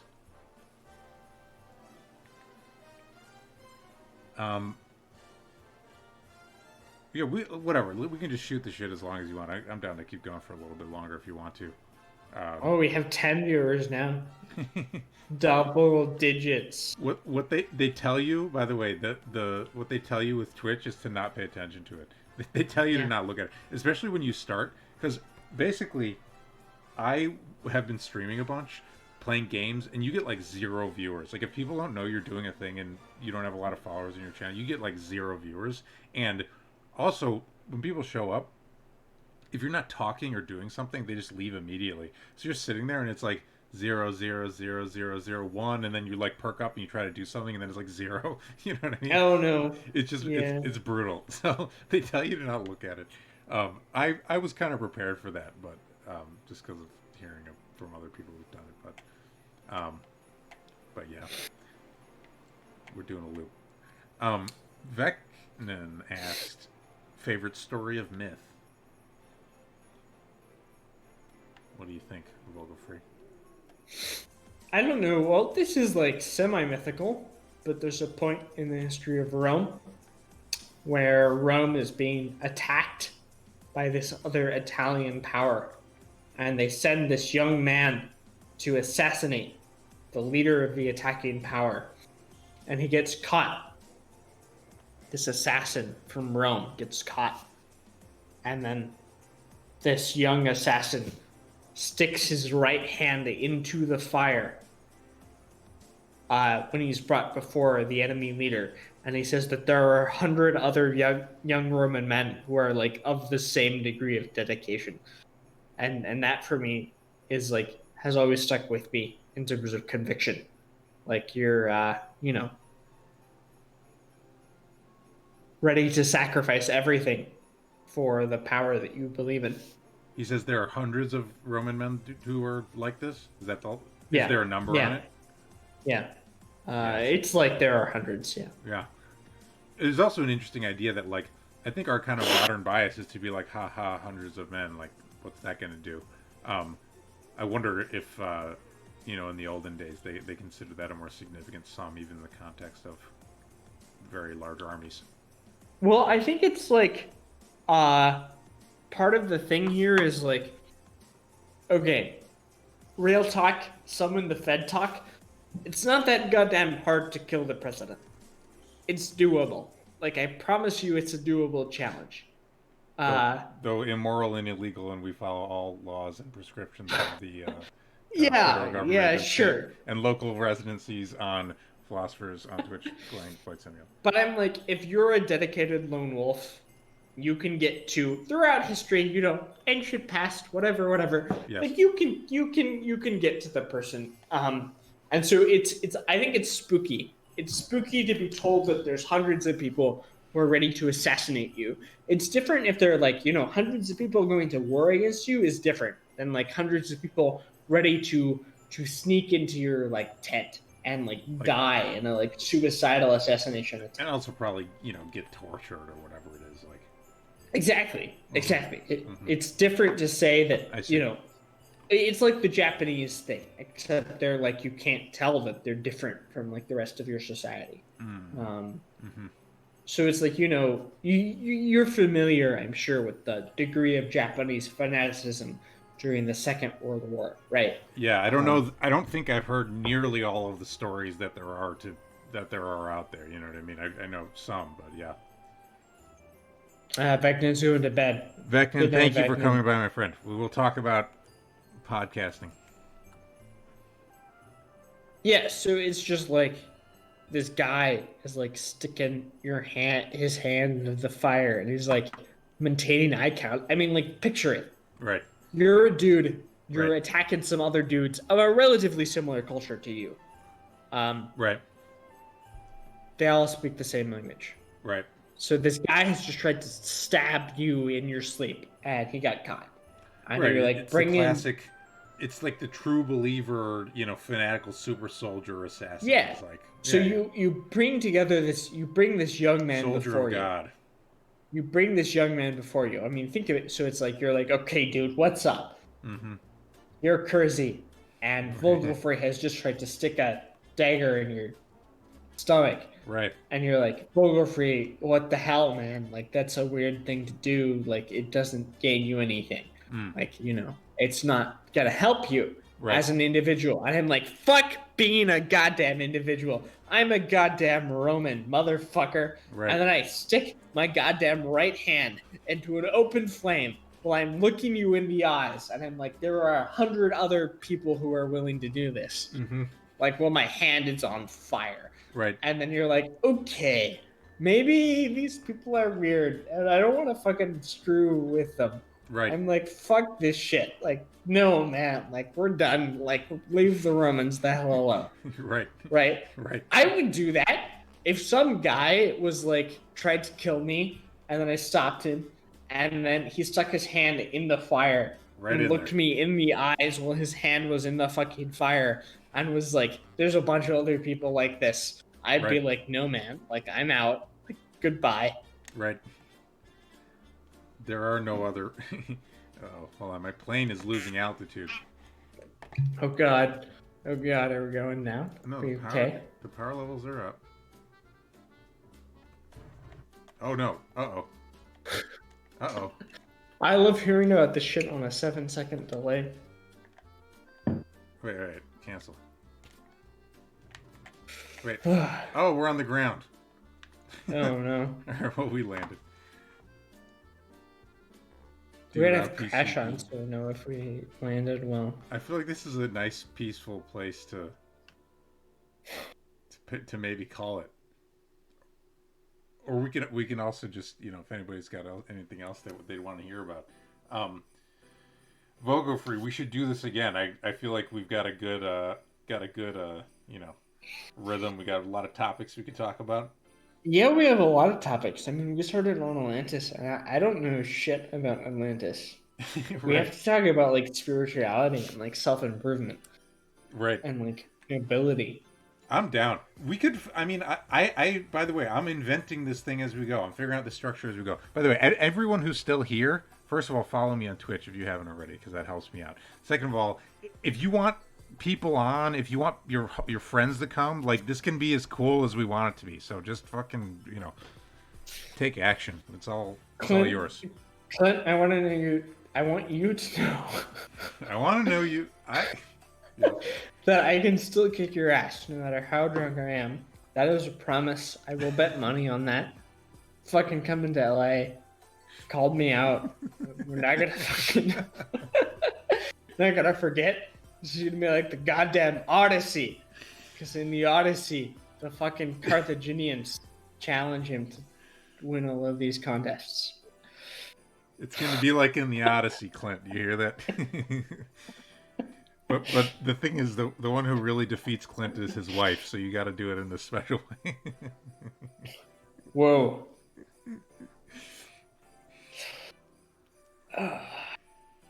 We could get Vec. I gotta be on his show. He's got one. He's got a podcast. This is not a podcast. This is a talk show. I won't press charge and promise not to kill you or burn my hand off while you watch. Even worse, because then you spiritually defeat them. Oh man, spiritually defeated. That would be That's way worse. Yeah. I like this. Maybe I can get the wheels out while I'm still on the ground. Can we get the wheels out? Can we take off again from our stranded position as a metaphor for our desire to improve far beyond the limitations of our current being? Well, I don't know if we should put all of our hopes on that. Clint, you be goddamn careful. I'm coming to LA. Be careful what you're saying about spiritually defeated. I'll have you know. Very advanced. Landing gear. Let's put the landing gear down. Let's see what happens if I press that. Oh, look. The landing gear's trying to come up. But it might maybe just... My propellers aren't going. Well, we're going to launch next time in defense of our spiritual vitality. Look at this beautiful sunset, dude. Yeah. It's nice. Legit. It's classy. Clint will pray for you. All right, why don't we call this here, dude? I'll pray for Clint. Clint has to know the one true God, God of all mankind throughout all ages and all faiths. Well, we can pray for each other in a very kind of pro-social kind of way. I'm gonna pray in an antisocial fucking kind of way. Any final thoughts, Vogelfrei, that you want to leave us with? I don't know. I feel like I should do this again as a matter of self-improvement. Did we? I think in terms of Atlantis, we found some of what could be found of Atlantis. Yeah, I mean, say that. I don't think we found anything that was not found, but we were looking on a computer simulation. So and who knows? If there were real clues, who knows if they'd be on the computer simulation? Because who knows? Exactly. That's right. All right. Look, friends. the real clues that were the friends we. The real Atlantis were the friends we made along the way. There we go. All right, homies. Thanks for coming by. I had fun. I'm gonna put this on YouTube. I'm gonna try to get the other one on YouTube as well. And next week we're gonna have Rival Voices slightly earlier in the day. We haven't figured out what we're going to talk about, so if anybody wants that has some topics in mind, we can talk about those. And Vogelfrei, thank you for coming on and talking to us about the lost city of Atlantis and many more fascinating topics. How's my radio announcer voice with wrapping this up? It's pretty good. Pretty good. I'm envious. Excellent. That's what I go for. All right, friends, we're out. Yeah, right.